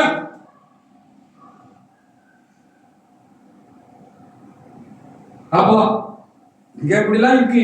நம்ம ஆனா யாரை நம்ம ஊர்ல இருந்தாலும் சரி, வெளியுலகளா இருந்தாலும் சரி, எல்லாருக்காகவும் நம் இன்ன ஆவியுடையவர்கள் என்று எழுதப்பட்டிருக்கிற அப்படின்னாலே கர்த்தர் பாவிகளை ரசிக்க, துரோகிகளை ரசிக்க, துன்மார்க்கர்களை ரசிக்க, எதிரிகளை ரசிக்க அவர் கடந்து வந்தார். எத்தனையோ இயேசு எதிர்த்தவர்கள் எல்லாம் இன்றைக்கு பைபிளை தூக்கிட்டு பிரசங்கம் பண்ணிக்கிட்டு இருக்கிறாங்க. ஹalleluya. ஆனா நம்ம 2 ஆண்டு வரையும் நம்ம குறுக்க நிக்கணும். அடிக்க ஆரம்பிச்சுட்டா 2 ஆண்டு வரையும் போதுப்பா, விட்டுருங்கப்பா என்ன செய்யணும்? அப்படி ஜெபிக்கிறவங்களா நம்ம இருக்கணும். நம்ம விட்டுருங்கப்பான்னு சொல்லணும். வேண்டாம் வேண்டாம் அப்படின்னு டக்குனு நம்ம முதுக குறுக்க கொடுத்துருமா? அப்ப ஆண்டு விட்டுட்டு போயிடும். அவங்களுக்கு படிச்சு போட்டோம், அவங்க நல்லா இருக்கட்டும், அவங்களுக்கு கிறிஸ்துவ மையப்படுத்தட்டும். அவங்க தம்முடைய தப்பிதங்களை மனம் கசந்து வருத்தப்பட்டு அவங்க திருத்தட்டுமே, திருத்தினதுக்கு சந்தர்ப்பம் கொடுப்போம். நமக்கு தீமை செய்யறவங்களுக்கலாம் அதான் மேன்மை. யோசுவா 10 வயசாச்சா? ஆமா. ஆதியாகமம் 35:5 வாசிங்க. ஆதியாகமம் 35:5. யாக்கோபை குறித்த பயங்கரம் எல்லாருக்கும் உண்டாயிருந்துச்சான்.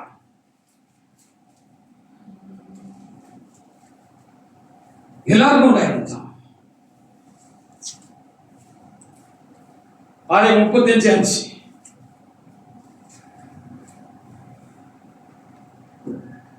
பின்பு பிரயாணம் புறப்பட்டார்கள்.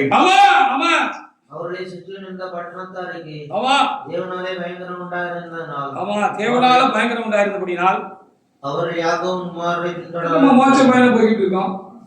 வழியில பல பிரச்சனைகள் வரதான் செய்யும். பிரச்சனை இல்லாம சொல்லக்கூடாது. நாம் என்ன சொல்லியிருக்கு தெரியுமா? பைபிள் என்ன சொல்லியிருக்கு தெரியுமா? தேவபக்தியாய் நடக்க மனதாய் உள்ள யாவரும் துன்பப்படுவார்கள், கிறிஸ்து நிமித்தம் துன்பப்படுவார்கள் தான் சொல்லப்படுது. அநியாயமா துன்பப்படுவாங்க தான் சொல்லப்பட்டிருக்கு. அந்த துன்பம் வரும். ஆனா என்னது, அந்த மோட்ச பிரயாணத்துல கர்த்தர் நம்ம கூட வரனால அவர் நமக்கு வெளிச்சமாகும், அவர்களுக்கு பயங்கரமாக இருப்பார். துன்பத்திலும் மத்தியிலும் நம்ம எப்படி விலகி நம்மளை காத்துக்கணுங்கிறதுக்கு கர்த்தர் நமக்கு பாதுகாப்புல தீபமாக இருப்பாரு. நம்ம காலுக்கு அவர் வெளிச்சமாக பாதைக்கு தீபமா இருப்பாரு. விளங்குதா? அவங்களுக்கு பயங்கரமா இருப்பாரு. இனி நீங்க யாரு மேல சங்கடத்தில் இருப்பீங்க? இவ்வளவு கேட்ட பொருள் சங்கடத்தில் இருப்பீங்க. நாங்களாம் அப்படிதான் கடந்துக்கிட்டே இருக்கோம். அதனாலதான் பேசும்போது 2 பேர் சாட்சி. எந்த ஒரு காரியத்துக்கு சொன்ன மாதிரி நான் பேசுறேன்னா ஆண்டவர் பேசுறான்னு சொல்ல முடியாத வரைக்கும் படிக்கி 2 பேரும் சேர்ந்து பேசுறோம். 2 பேர் கலந்து பேசுகிறோம். என்ன காத்து என்ன கர்த்தர் எனக்கு முன்னாக தம்முடைய வார்த்தை எனக்குள்ளிருந்து அவர் முன்னாக தீர்ச்சமாக அதை பேசுறார். நான் பல இடத்துல கேட்பேன், நான் பேசுறேன்னா கர்த்தர் பேசுறான்னா கொஞ்சம் யோசிக்காங்க அப்படின்னு சொல்லணும். சில நேரத்துல எச்சரிப்பு கொடுக்கிற பொழுது சில நேரத்துல எச்சரிப்பு கொடுக்கணும்ல. அப்படி எச்சரிப்பு சொல்லி கேட்கல எச்சரிப்பு வரும். சரிதான்? யாரா இருந்தாலும் சரிதான், சொல்லி கேட்கல எச்சரிப்பு வரும். அப்படி எச்சரிப்பு வருகிற போது நான் பேசுகிறேன்னா கர்த்தர் பேசுகிறாரா எச்சரிக்கிறாரா கொஞ்சம் நீங்க கவனமா இருக்கணும்னு நான் பல நேரங்களில் நான் சொல்லிக்கிறேன். வாசிட்டீங்களா?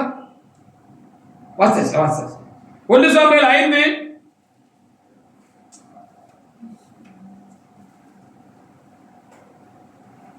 நம்ம ஆண்டவருக்குள்ள எந்த சக்தியும் ஒண்ணு கிடையாது. அதே இருக்கு 1 சாமுவேல் 5:1 வந்து வாசி பாருங்க. ஆண்டவர் ஜனங்கள் குறைவுள்ளவர்களா இருந்திருக்கிறாங்களே என்ன வேண்டி இருக்குது? இல்லைன்னா அவங்க போர்ல தோக்க மாட்டாங்க. யுத்தத்துல நம்ம ஒரு நாளும் சாத்தாங்கிட்டே மனுஷங்கிட்ட நம்ம தோக்க கூடாது. அப்படி தோத்துட்டோம்னா நம்ம கிட்ட ஏதோ குறை இருக்குன்னு அர்த்தம். நம்ம ஏதோ ஒரு காரியத்துல பலவீனமா இருந்திருக்கிறோம். அந்த பலவீனத்தை சாத்தா பிடிச்சுக்கிட்டு நம்மளை தாக்கிட்டான்னு சொல்லி அர்த்தம். நீங்க புரிஞ்சுக்கோங்க. அப்படி அந்த இஸ்ரவேலர்கள் குறைவுள்ளவர்களாக இருந்திருக்கிறாங்க. அந்நிய தேவர்களுக்கு ஆராதனை செய்கிறவர்களாக இருந்திருக்கிறார்கள். இது தேவனுக்கு ரொம்ப வருத்தமான காரியம். அதனால ஒரு போர் உண்டான பொழுது அவங்க தோத்து போனது மாத்திரமல்ல, என்ன நடந்துன்னு சொல்லி பார்க்கிற பொழுது ஆண்டவருடைய உடன்படிக்கப்பட்டிய பெலிஸ்தியர் தூக்கிட்டு போயிட்டாங்க. எதிராளிகள் தூக்கிட்டு போய் என்ன செஞ்சாங்க? ஆண்டவருடைய உடன்படிக்கப்பட்டியை கொண்டு போய் தாகோன்னு அவங்க கடவுள் பேர் தாகோன், அந்த கோயிலை கொண்டு வச்சாங்க. என்ன நடந்துச்சு இப்ப வாசிப்பாங்க கேளுங்க.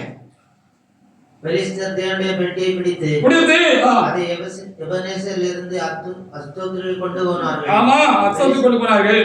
பெலிஸ்தர் தேவனுடைய பெட்டியை பிடித்து தாகோனின் கோவிலிலே கொண்டு வந்து தாகோன் கோயில வந்து கோயிலுக்குள்ள கொண்டு போய் தாகோனிலே அங்க இருந்த சாமி பக்கத்துல வச்சுட்டாங்க. சாமி நம்ம சொல்லக்கூடாது, நமக்கு தேவையில்லை. அந்த விக்கிரத்து பக்கத்துல கொண்டு போய் கொட்டி என்ன செஞ்சுட்டாங்க? கருவறையில கொண்டு வச்சுட்டாங்க. கருவறையில சாமி இருக்கிறோம் சொல்லி இந்துக்கள் சொல்லுவார்கள். நம்ம மகா பரிசுத்த தலம் இறைவன் இருக்கிறது என்று சொல்லுகிறார். அல்லேலூயா. பரிசுத்த தலம் என்கிறது ஆசாரியர்கள் அந்த காலத்துல ஊழியம் செஞ்ச இடம் சொல்லலாம், பிரகாரம்னு சொன்னோம். அதுல ஜனங்கள் வந்து இருக்கிறார்கள், கர்த்தருக்கு ஆராதனை செய்வாங்கன்னு சொல்லியிருக்கிறார். இப்பொழுது கர்த்தர் ஏசுகிறது மரித்து விரோதோட இறந்த பொழுது மகா பரிசுத்த பரிசுத்தத்தையும் ஒன்னாக்கிட்டாரு. நம்ம ஒரே இடத்துல தான் இருக்கு. எந்த திரையும் இல்ல, இங்க எந்த திரையும் இல்ல. பாருங்க, முகமுகமா கர்த்தரை நாம் தரிசிக்க முடியாது. கர்த்தராக இயேசு கிறிஸ்து மரித்து அந்த கடவுளை முகமுகமா பார்க்க கூடாத அந்த பெரிய தடையை நீக்கிட்டாரு. ஹalleluya. இப்படி அந்த கருவறையில கொண்டு வச்சுட்டாங்க. நான் வச்சா என்ன நடந்துச்சு பாருங்க. நம்ம சாமிக்கு முன்னால அந்த சாமி நிக்க முடியுமா? நம்ம சாமிக்கு முன்னால என்ன நடந்துச்சு பாருங்க. மறுநாள் காலமே எழுந்திருந்து வந்த போது கர்த்தருடைய பெட்டிக்கு முன்பாக தரையிலே விழுந்து கிடந்தது. அப்பொழுது அவர்கள் தாகோனை எடுத்து அதை அதன் ஸ்நானத்திலே திரும்பவும் நிறுத்தினார்கள். கருவறையில கொண்டு தாகோனுக்கு பக்கத்துல அந்த சிலைக்கு பக்கத்துல ஆண்டவர் பெட்டி வச்சுட்டு நல்ல பத்திரமா கூட்டிட்டு போயிட்டான். நம்ம சாமிக்கு காவல் வேண்டாம், அந்த சாமிக்கு காவல் தேவை இருக்கு. அப்படி காவல் போட்டிருந்தா கூட உண்டியில உடைச்சி கொண்டு போயிடறான், பூட்டை உடைச்சி சாமி காலத்துல போட்டிருந்த தங்கலைகள் எல்லாம் கொண்டு போயிடறான். நமக்கு நிறைய பாக்குறோம். ஹல்லேலூயா. காலையில வந்து பூட்டை திறந்து பார்த்தா என்ன நடந்திருக்குன்னு சொல்லி பார்த்தா, அந்த தாகவன் சிலை நல்ல எல்லாம் பவுண்டேஷன் போட்டு நல்ல ஸ்ட்ராங்கா தான் வச்சிருந்தான். அது அப்படியே முகம் குப்புற தேவட பெட்டிக்கு முன்னால விழுந்து கிடந்திருக்கு. என்ன தெரியுமா, அதுக்குள்ள இருந்த ஆவி போயிட்டு போகும்போது அந்த அந்த கல்லை தள்ளி விட்டுட்டு போயிட்டு அங்க ஆண்டவர் இருந்த உடனே அங்க மற்ற ஆவிக்கு அங்க இடம் இல்லை, மற்ற காரியங்களுக்கு அங்க இடம் இல்லை, அது தள்ளி விட்டுட்டு போயிட்டு போகும்போது தள்ளி விட்டுட்டு போயிட்டு. பாத்திருக்கீங்களா, நிறைய பிசாசு போகும்போது தள்ளி விட்டுட்டு போவோம் ஆட்களை பாத்திருக்கீங்களா? ஜெபம் பண்ண போது தள்ளி விட்டுட்டு போயிடும். இந்த வேகத்துல கூட நம்ம பார்க்கலாம். செத்தவனை போல கிடந்தான், அந்த ஆவி போயிடணும்னு செத்தவ மாதிரி கிடந்தான். ஒரு ஆண்டு தொட்டு தூக்கி விட்டாருலாம் இருக்குல்ல, அப்ப அந்த ஆவி போகும்போது என்ன செஞ்சுட்டுன்னா தள்ளி விட்டுட்டு போயிட்டு அந்த சாமியை எங்க தேடி விட்டு முகம் ஆண்டவர் பாதத்தில் விழுந்து உழ வச்சுட்டு போயிட்டு. அப்ப அந்த கடவுளுக்கு அந்த அந்நிய கடவுள் கத்தருடைய பாதத்தில் விழுந்துட்டுன்னு சொல்லி அர்த்தம். அடுத்த வாசிங்க. சரி, மறுபடியும் வந்து தூக்கி வச்சு எல்லாம் செட் பண்ணி வச்சுட்டு போயிட்டாங்க. மறுநாள் அதுக்கு மறுநாள் அவர்கள் மறுநாள் காலையில் எழுந்திருந்து வந்தபோது இதோ தாகோன் கர்த்தருடைய பெட்டிக்கு முன்பாக தரையிலே முகம் விழுந்து கிடந்ததும் இல்லாமல் தாகோனின் தலையையும் அதன் 2 கைகளும் வாசற்படியின் மேல் உடைபட்டு கிடந்தது. தாகோனுக்கு உடல் மாத்திரம் மீதியா இருந்தது. ஆமா, கை வேற, தலை வேற, கால் வேற, கை வேற, உடம்பு வேற துண்டு துண்டா சிதறி விட்டான். சிதறி விழுந்து கிடந்துச்சான். முதல் நாளாவது முழுசா விழுந்து கிடந்துச்சு, மறுநாள் துண்டு துண்டா உடஞ்சி விழுந்து கிடந்துச்சான். அவ்வளவுதான் அவ்வளவுதான். போதும் போதும் பாருங்க. ஏன் பயப்படுதான்? நமக்கு இந்த தெளிவு இல்லாதனால பயப்படுவோம். அப்படி ஒண்ணு தெளிவில்லாம இருக்கணும், இல்லைன்னா நமக்குள்ள ஏதோ குறை இருக்கணும், பாவம் இருக்கணும், அதனாலதான் பயப்படும். இல்லைன்னா நம்ம மறிக்கவும் தயாராக இருப்போம். செத்தா மஜத்துக்கு போயிடுவோம் அப்படிங்கிற தைரியம் யாருக்கு இருந்தா, அறிஞ்ச வரைக்கும் தெரிஞ்ச வரைக்கும் சரியா சுத்தமா இருந்தா அந்த பயம் வராது, உயிர் பயம் வராது, மரண பயம் வராது. மரண பயத்தை ஜெயிக்கிறதுக்கு தான் ஆண்டவர் இருந்தாரு. ஹல்லேலூயா. பாத்தீங்களா, அந்த கடவுளுக்கு முன்னால யாரா நிற்கணும், அப்ப தெளிவு இதான் தெளிவு. ஒண்ணு அதை விட்டு தெளிவு இல்லை, அப்படி இல்லைன்னா ஏதோ குறை இருக்குன்னு பார்த்து நம்ம கண்டுபிடிச்சு வச்சுக்கணும், கண்டுபிடிச்சு சரி பண்ணிக்கணும். இப்ப வியாதிகள் எல்லாம் நீக்கிறாரு இருக்கு, வியாதிக்கு பயப்பட வேண்டாம். ஹல்லேலூயா. வாசிக்கிட்டே போல மத்தேயு 12:13 வாசிக்கலாம். இன்னொரு லூக்கா 13:11 முதல் சில வசனங்களை வாசிக்கலாம், எடுத்து வச்சுக்கோங்க ரெடியா. லூக்கா 13:11 முதல்ல இப்ப 12, மத்தேயு 12:13 எடுத்து வாசிங்க. வாசிங்க. ஆடையை பார்க்கலாம். அதானா மத்தேயு 12 தப்பா இருக்கா?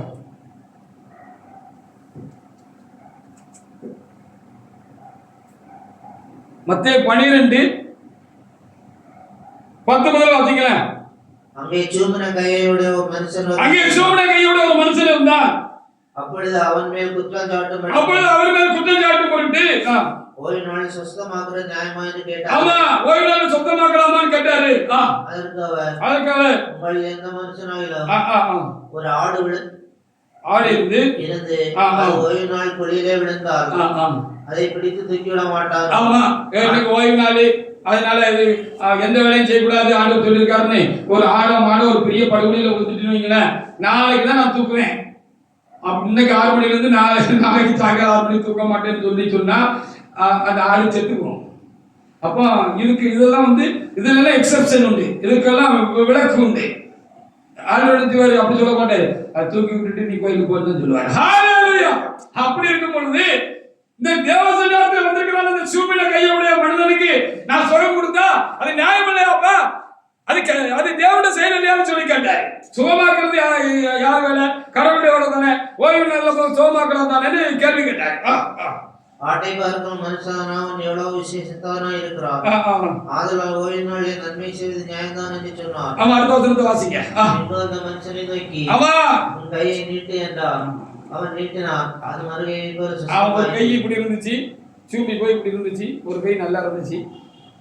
அப்போ ஆண்டவர் சூமன கையை நீட்டு அப்படின்னாரு. நீட்ட உடனே மறுகை போல சோமாயிட்டு. ஹalleluya. சுமட கை சோமாயிட்டு. ஹalleluya. மறுகை மாதிரி ஆயிட்டு. இதுல என்ன பண்ணாரு தெரியுமா? சுகமா இருக்கணும்னு அவர் சொல்லல. பிதாவே அப்படின்னு கூப்பிடல, ஒண்ணும் செய்யல. இது நியாயம் தான். இஸ்ரவேல் தேவனுடைய பார்வையில சுகமாக்குறது, ஓய்வு நாளில் சுகமாக்குறது அது மனுஷனுடைய வேலை, கர்த்தருடைய வேலைன்னு காமிக்கிறதுக்காக கர்த்தர் என்ன செஞ்சாருன்னு சொல்லி பார்க்க வேண்டியிருக்கிறது. இதுல இருக்கிற ரகசியம் தான். கையை நீட்டு போனாரு, கை சரியாயிட்டு. பாத்தீங்களா? கையை நீட்டு சொன்னாலே கை சரியாயிடும். நம்ம உள்ள உறுப்புகள்ல ஏதாவது பலவீனம் இருக்குன்னு சொன்னா கர்த்தர் இன்னைக்கு இந்த வேலையில சுகமா கடவுள்னு சொல்லிட்டாருன்னா உங்க உள்ள உறுப்புகள் எல்லாம் சரியாயிடும். ஹalleluya. அதுக்கு ஒரு நாள் தேதி குறிச்சிருப்பாங்க. அந்த நாள் இன்னைக்கு சோமாயிரும். ஹalleluya. வேதத்துல என்ன சொல்லிருக்கு பாருங்க. அவர் தொட்ட யாவரும் சுஸ்தமானார்கள். அவர் வசனத்தை தொட்ட யாவரும் சுகமானார்கள் என்று சொல்லப்படுகிறது. பைபிள் என்ன சொல்கிறது? வேதம் என்ன சொல்கிறது? வானம் எனக்கு சிங்காசனம், பூமி எனக்கு பாதபடி என்று சொல்லப்படுகிறது. அவருடைய வசன தொழிலினால் தேவாலயம் நிறைந்திருந்தது, மூடி இருந்தது என்று சொல்லப்படுகிறது. அப்போ நம்ம கர்த்தரை பெர்ஃபெக்ட்டா ஆராதிக்கிறோம் சொன்னா நம்ம ஆலயம் தான் தேவனுக்கு பாதபடி. அவருக்கு பாதத்தை இங்க வச்சிருக்கிறாரு. அவருடைய வஸ்திர தொகை நம்ம தேவாலயத்தை மூடி இருக்கிறது. ஹalleluya. இந்த நம்பிக்கையை கர்த்தரை தொட்டு பாருங்க. உங்க வியாதி பறந்து போகும். அந்த விசுவாசத்தை கர்த்தர் நமக்கு தருவாராக. ஹalleluya. தொட்டு பாருங்க, கர்த்தரை தொட்டு பாருங்க, அவருடைய வசனத்தை தொட்டு பாருங்க. பெரும்பாடுள்ள 18 வருஷமாய் பெரும்பாடுள்ள ஸ்ரீ சோமானார் என்று வைத்து எழுதப்பட்டிருக்கிறார். வசனத்தை தொட்டவர்கள் சோமானார். உங்களுக்கு சுகம் கிடைக்கும். ஹalleluya. அது கர்த்தரால் ஆகும். அப்ப வியாதிக்கு பயப்பட வேண்டாம். வரிசையா பார்த்துக்கிட்டே போல, நேரம் இல்லை. லூக்கா 13:11 முதல் வசனங்களை வாசிச்சு பாருங்க. லூக்கா 13.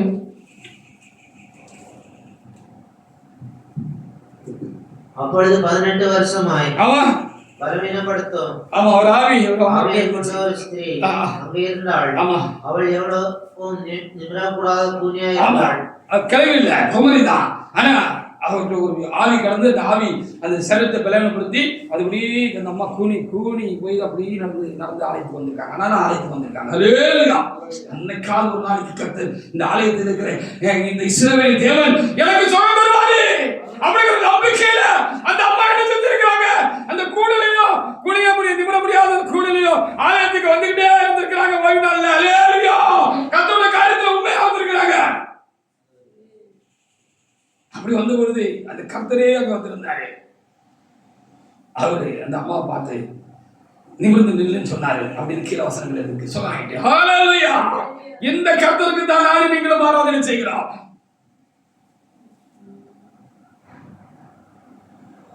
லூக்கா 5:17 வாசிக்க பார்ப்போம். அதை விட்டுட்டு லூக்கா 5:17.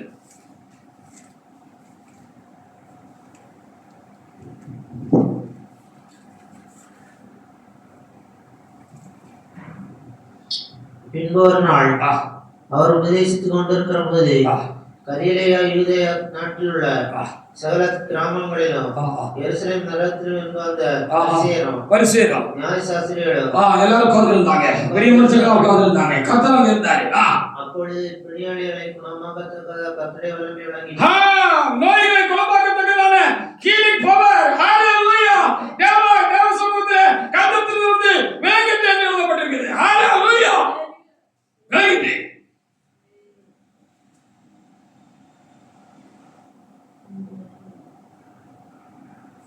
அப்படி ஒரு காரியம் நடந்ததுன்னு சொல்லி எழுதப்படுகிறது. சில காரியங்கள் உங்களுக்கு கையாமல் இருக்கிற காலங்களோட தேவைப்படுகிறபடி சொல்கிறேன். கர்த்தர் எனக்கு சொல்லியிருக்கிறார். தலைமையான மரணத்துக்கு பிற்பாடே விழுந்து கிடக்கிறானே இந்த சபையை இப்போ நிறைய விஷயத்துல நம்ம விழுந்து தான் கிடக்கிறோம். ஐயா இருந்த காலத்துல இருந்த போல பயபக்தி இல்லை, பரிசுத்தம் இல்லை, சகோதர சிநேகம் இல்லை, ஐக்கியம் இல்லை, அன்பு இல்லை. இல்லை தானே? ஒண்ணு இல்லை. தெய்வ பயம் இல்லை. கர்த்தருடைய வல்லமை இப்பொழுது இல்லை. கர்த்தருடைய ஆளுகை இல்லை. இப்படி ரொம்ப பிரச்சனையா இருக்கிற காலத்துல ஒன்னொன்னா பார்த்துட்டு கடைசியில் நான் தேவசமூகத்துல விழுந்து வந்து பொழுது கர்த்தர் என்னிடத்துல பேசினாரு. ஹalleluya. நீ எழும்பு, நீ முதலாவது நீ எழும்பு.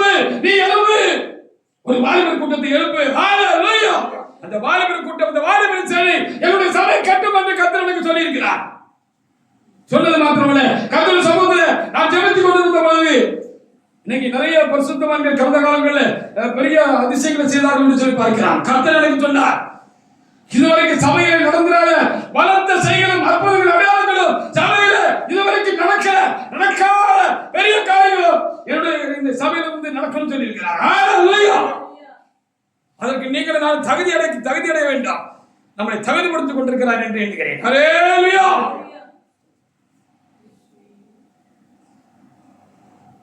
துரோகம் செஞ்சவங்களை கொண்டு சபையை கட்ட மாட்டாங்க, துரோகிகளை கொண்டு கத்த சபையை கட்ட மாட்டாங்க, சபையை அசிங்கப்படுத்துவங்களை கொண்டு சபையை கட்ட மாட்டாங்க. கட்டுவாங்கன்னு நீங்க உங்க மனசு சொல்லுதா? நம்முடைய ஜீவியமே துரோகம் பண்றதுதான். கத்தருக்கு துரோகம், சபைக்கு துரோகம், தலைமைக்கு துரோகம், கூட இருந்தவங்களுக்கு துரோகம், எல்லாருக்கும் துரோகம்.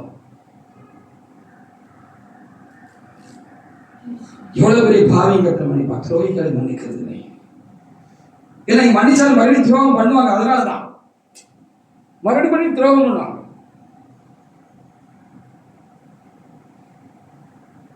அப்ப கர்த்தருடைய வல்லமை வெளிப்படுகிற காலமாக இருக்கிறது. ஹல்லேலூயா. அதனால என்னமோதான் நீங்க இங்க இருக்கிறீங்க, வல்லமை வெளிப்பட போகிற இடத்துல இருக்கிறீங்க, உங்களுக்கு ஏதோ ஒரு பங்கு இருக்கிறது. ஹல்லேலூயா. உங்களுக்கு ஏதோ ஒரு பங்கு இருக்கிறது, அது உங்களுக்கே மறைவாக இருக்கிற. ஜெபிச்சுக்கங்க, அதெல்லாம் முடிச்சுட்டு தான் நம்ம போகணும். சும்மா ஒண்ணு வெறுமனே ஒண்ணு போக மாட்டோம், வெறுமனே போயிடுவோம். அதனால நாம் கர்த்தருடைய கையில பலத்த அம்பரா துணிகளில் இருக்கிற அம்பரை போல இருக்கிறார். ஹல்லேலூயா. நம்மை கொண்டு அவர் அநேக காரியங்களை எழுதி சாத்தானுடைய காரியங்களை சிதறடிக்க வேண்டியிருக்கிறது, சாத்தானுடைய சைனியங்களை சிதறடிக்க வேண்டியிருக்கிறது, அவனை கட்ட வேண்டியிருக்கிறது. அவருடைய பிடியாக கொண்டிருக்கிற அநேக ஆயிரம் கோடி மக்களை, லட்சம் மக்களை அவருக்காக நாம் கொண்டு வர வேண்டியிருக்கிறது. அவர்கள் சபையோடு கூட சேர்த்து கட்ட வேண்டியிருக்கிறது. சாத்தானோடு யுத்தம் பண்ண வேண்டிய காலம் வந்து கொண்டிருக்கிறது. அது என் பலத்தில் அல்ல, என் சொந்த பலத்தில் அல்ல, தேவ பலத்திலே நடக்கிறது என்று வேதம் சொல்கிறது போல, பலத்தினாலும் அல்ல, பராக்கிரமத்தினாலும் அல்ல, தேவ ஆவியினால் ஆகும் என்று சொன்னது போல, அதை நான் இன்னும் கிரகிக்கும்படியாக, உணர்ந்து கொள்ளும்படியாக, நான் இன்னும் என்னை அடிமட்டமாக்கும்படியாக, என்னை தாழ்த்தும்படியாக நான் தேவ சமூகத்தில் முற்றிலும் நான் நோக்கப்புற விழுந்து என்னை முற்றிலும் அவருக்கு ஒப்புக்கும்படியாக அவர் எனக்குள்ளே கிரீடம் வைத்துக் கொண்டிருக்கிறார் என்பதை அன்று நான் வேற ஒன்றை நான் என்ன சொல்லக்கூட காரணத்திற்கு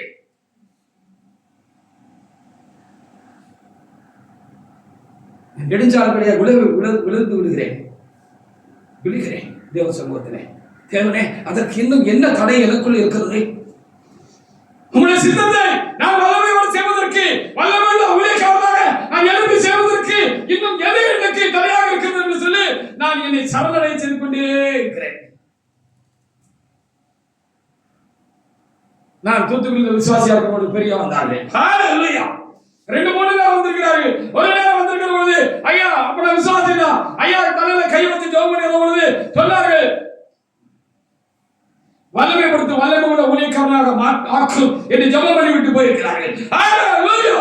அந்த வல்லமை கண்டிப்பாக என்னிடத்திலிருந்து வெளிப்பட போகிறது, வெளிப்படும். இப்படி பேசுற சிலர் நினைக்கிறாங்க, இந்த ஆளு ரொம்ப தலகணம் பிடிச்ச ஆளுன்னு நினைக்கிறாங்க. இல்லப்பா, கர்த்தர் சொல்றாருன்னு நான் உணர்றேன். நீங்க என்னை தப்பான கண்ணோட்டத்துல பாக்குறதுனால நான் பெருமை பிடிச்சவனா உங்களுக்கு தெரியுது, தற்பெருமை பிடிச்ச மாதிரியோ, நான் ரொம்ப ஏதோ தலையை தூக்கி பேசுற மாதிரி தெரியுது. ஹல்லேலூயா. இல்ல, நான் பேசவில்லை, நான் பேச மாட்டேன். என் தேவனுக்குள்ளாக நான் என்னை உயர்த்துகிறது இல்லை. நான் ஒன்றுமில்லாத ஜனம் என்று எனக்கு தெரியும். நான் இந்த ஜனத்துல இந்த ஜீவன் எப்ப வேணாலும் போகலாம், அது எடுக்க கர்த்தருக்கு உரிமை உண்டு. ஆனபடினால நாசில் சுவாசம் உள்ள ஒரு மனுஷன் ஒன்றுக்கு உதவாதவன், லாய்க்கில்லாதவன், பலவீனமானவன், தனிப்பட்ட முறையில கர்த்தரை ஆட்கொண்டு விட்டால், கர்த்தரை நிரப்பி விட்டால் நான் பலசாலி. ஹல்லேலூயா. இதான் காரியம், புரிஞ்சுக்கோங்க.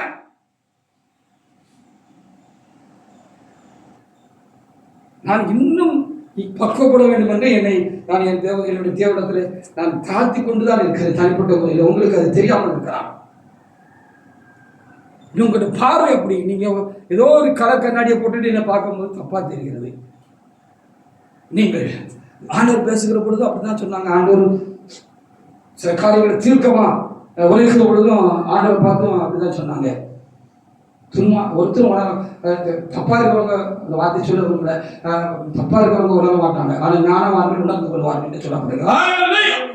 நான் பேசுகிறேன், கர்த்தர் பேசுகிறார். இப்படிப்பட்ட காரியங்கள் பேசுகிற பொழுது எங்க இருந்து இந்த பவர் என்ன நிரப்புகிறது இருக்குது? கர்த்தருடைய தேவனுக்கு தேவனுடைய ஆவிக்கு இடம் கொடுக்கிறவர்கள் அறிந்து கொள்வார்கள்.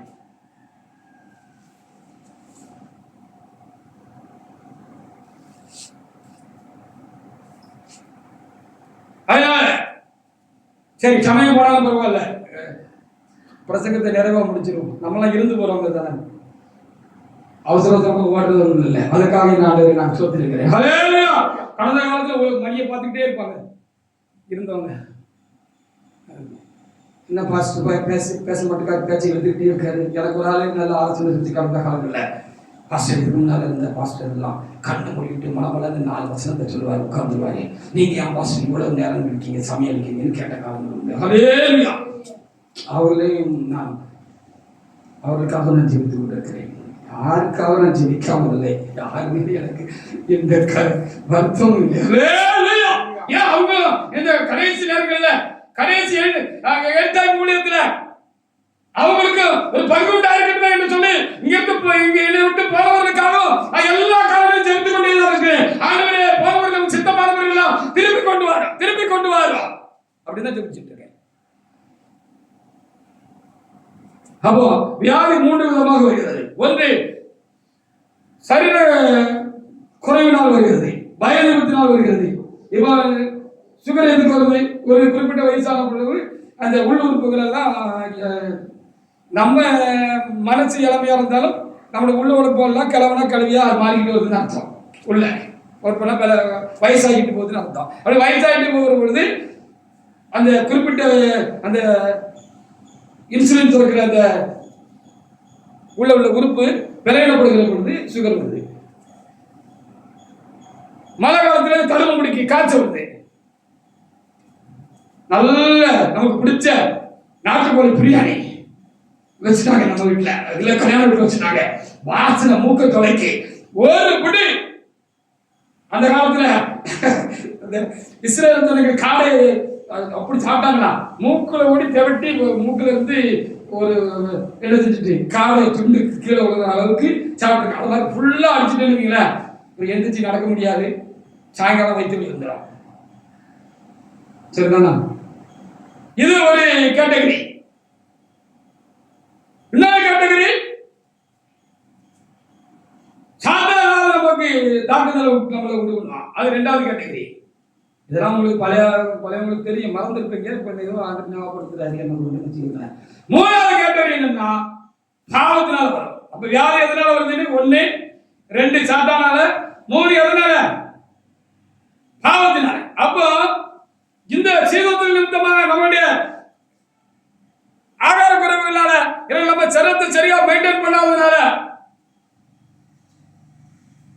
இல்லது வயது போகும் பொழுது உள்ளுறுப்புகள் பாதிக்கப்படுகிற பல காரணங்களால வருகிற பொழுது இதுக்கு ஜெபிக்கணும். ஆனா கண்டிப்பா மருந்து சாப்பிடணும். யாராவது தப்பா கடந்த காலத்தில் ஆலோசனை சொல்லியிருந்தாங்கன்னா அது தப்பு. அப்போ என்ன செய்யணும்? ஜெபிக்கணும். அதே நேரத்தில் அதுக்கு தேவையான மருந்துகளை நம்ம எடுத்துக்கணும். அது பாவம் கிடையாது.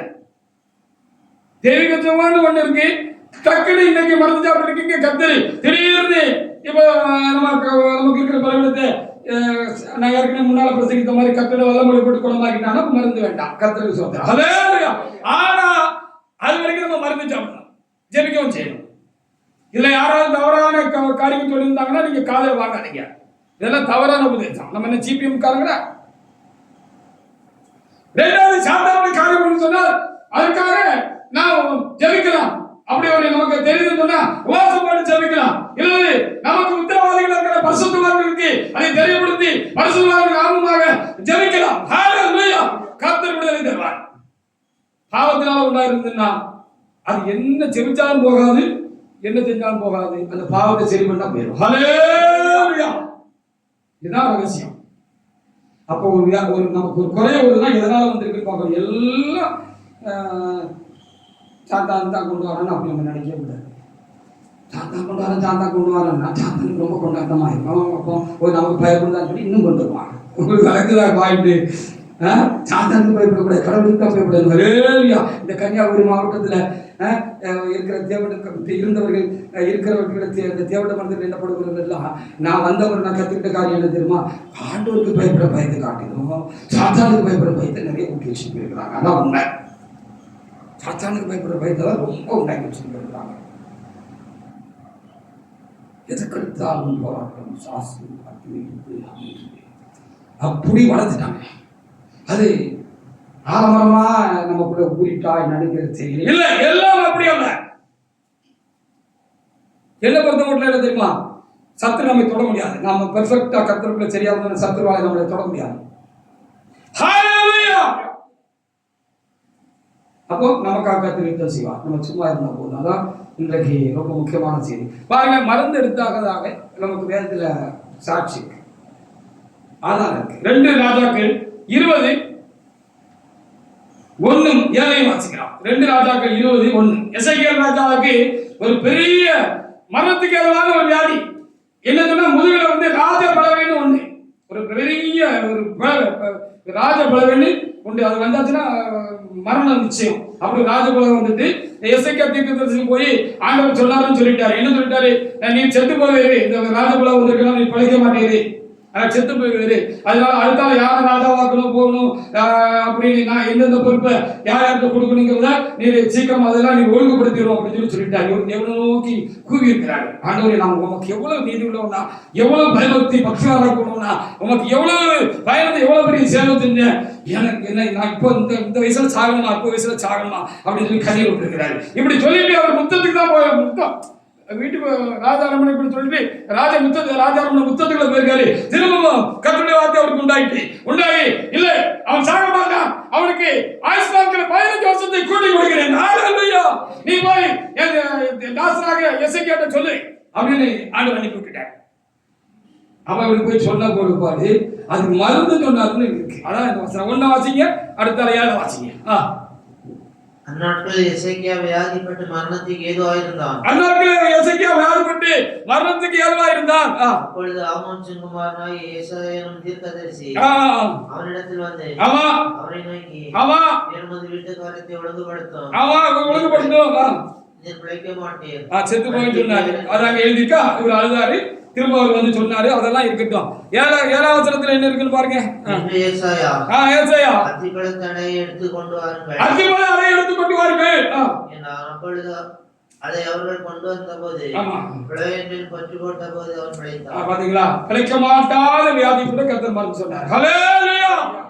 பிழைக்க முடியாது டாக்டர் சொன்னாலும் சரிதா, எந்த வியாதியா இருந்தாலும் சரிதா, கர்த்தர் சித்த குணமானார் நம்மளை பிழைக்க வைக்க முடியும். ஹல்லேலூயா. அது கேன்சர் இருந்தாலும் பிழைக்க வைக்க முடியும். ஹல்லேலூயா. கர்த்தரால் ஆகும். அதுக்கு மருந்து சொன்னார் இருக்கு. சில பரிசுத்தவான்கள் அவங்க சில மருந்துகள் அவங்களுக்கு சொன்னாங்கன்னு சபைக்கு சொல்லிட்டு போயிருக்கிறாங்க கடந்த காலங்கள்ல. அப்போ ஆண்டவர் என்ன சொன்னார்? எசேக்கியாட்ட என்ன சொன்னார்? ஏசாயாட்ட என்ன சொன்னார்? தீர்க்கதரிசிட்ட நீ 15 வருஷம் இன்னும் உயிரோடு இருப்ப பிழைச்சிக்கிட்டு சொல்ல மாத்திரமல்ல, அந்த மரணத்துக்கு எதுவான அந்த வியாதிக்கு மருந்து சொன்னாருன்னு இங்க தெளிவாக எழுதப்பட்டிருக்கு. அத்திப்பழம், அந்த நாட்டில் அத்திப்பழம் அதிகமாக உள்ள அத்திப்பழம் பகுதியினால கொண்டு வந்து அதை நல்ல ஏதோ எப்படியோ நல்ல கசக்கி அது தப்பி அது என்ன சொல்லியிருக்காரு? ஆண்டவர் சொல்லியிருக்காரு, தப்பி என்ன செய்ய அந்த பிளவு மேல 10 கோடு இருக்காரு. நம்ம 10 கோடுன்னு சொல்லுவோம்ல, முட்டை 10 அந்த 10 இந்த 10 கால் ஏதாவது ஆயிட்டா அதெல்லாம் போடுவோம். அது மாதிரி தப்பி நீ என்ன செய்ய பிளவு மேல நீ என்ன செய்ய நீ அதை போடு அப்படின்னு சொல்லியிருக்காரு. அத்திப்பழ அடையை கொண்டு வந்து நான் பிளவு மேல 10 கோடு அப்படின்னு இருக்காரு. அவர் படிச்சுக்கிட்டாரு. 3ஆம் நாள் உயிரோடு எதிர்த்துட்டாரு. ஹல்லேலூயா. அந்த வேலை எங்க பத்தினே தெரியாது. மருந்து சாப்பிடலாம கூடாத வேதனை சொல்லுது. யாராலும் சொல்லுவாங்க, நீங்க நம்பி கேட்காதீங்க.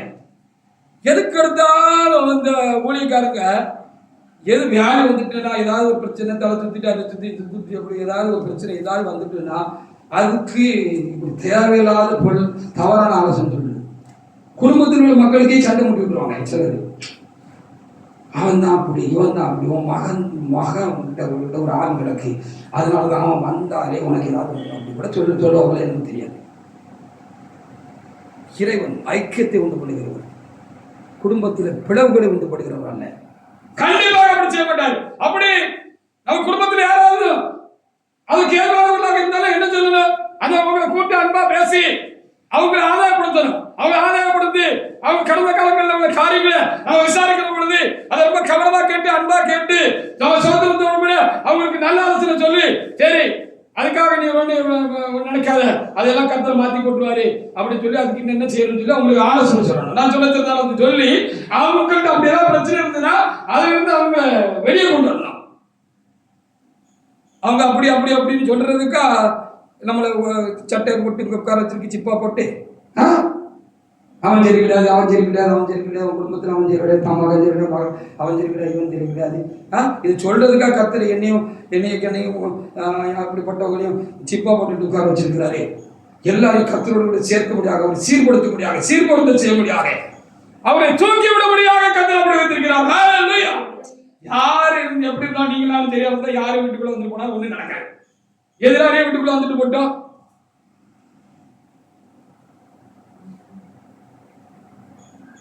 தகடு வச்சுட்டு போட்டோம்,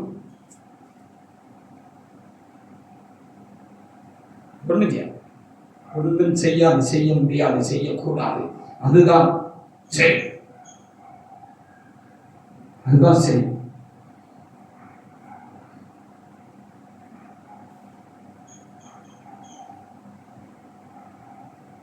கர்த்தருடைய ஆவி அதுல ஊதப்படும் என்று சொன்னார். அது செத்ததாகிவிடும்.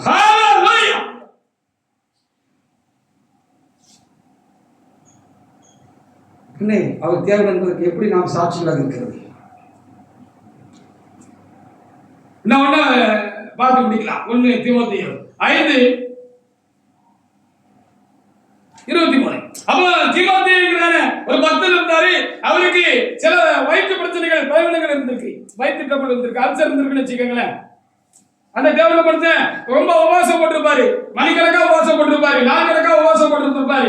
இப்படி தேவனுடைய ஜனங்களுக்காக பாரத்தோடு தேவசமூகத்துல விழுந்து கிடந்து அவரு அதிகமா பட்டினி கிடந்ததுனால, உபவாசம் இருந்ததுனால அவருக்கு கொஞ்சம் அல்சர் வந்துட்டு வச்சுக்கோங்களேன், வயிற்று புண்ணு வந்துட்டு.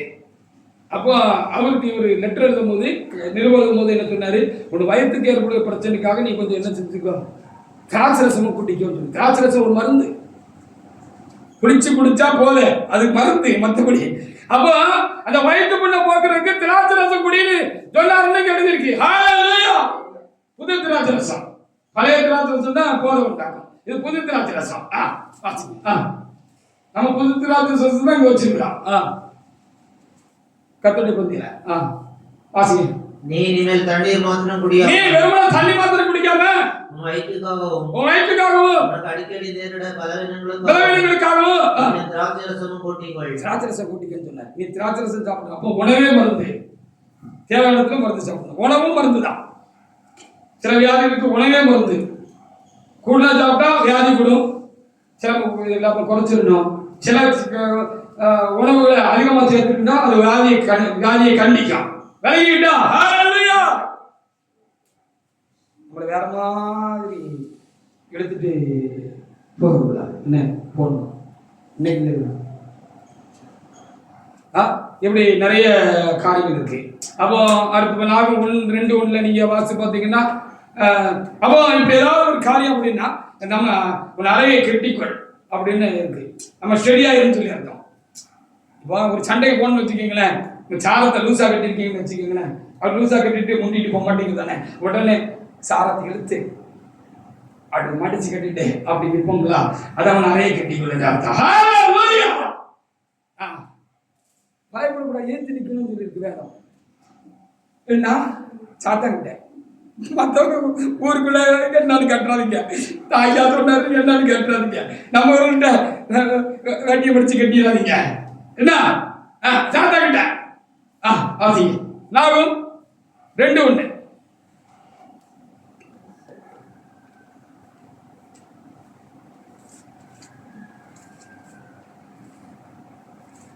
சிதறடிக்க உன் முகத்துக்கு முன்பாக வருகிறான்.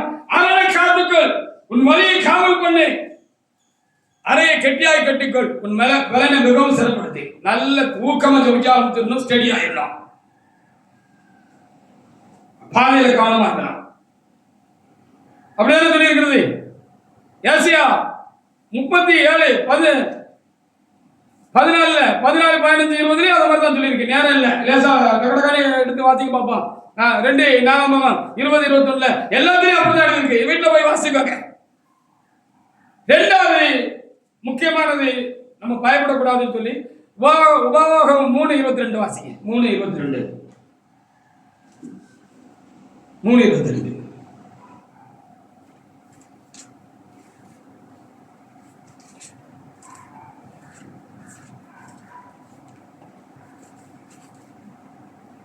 அவசரப்படாமல் படிக்க வந்து அவசரப்பட்டா எடுத்ததான் வராது.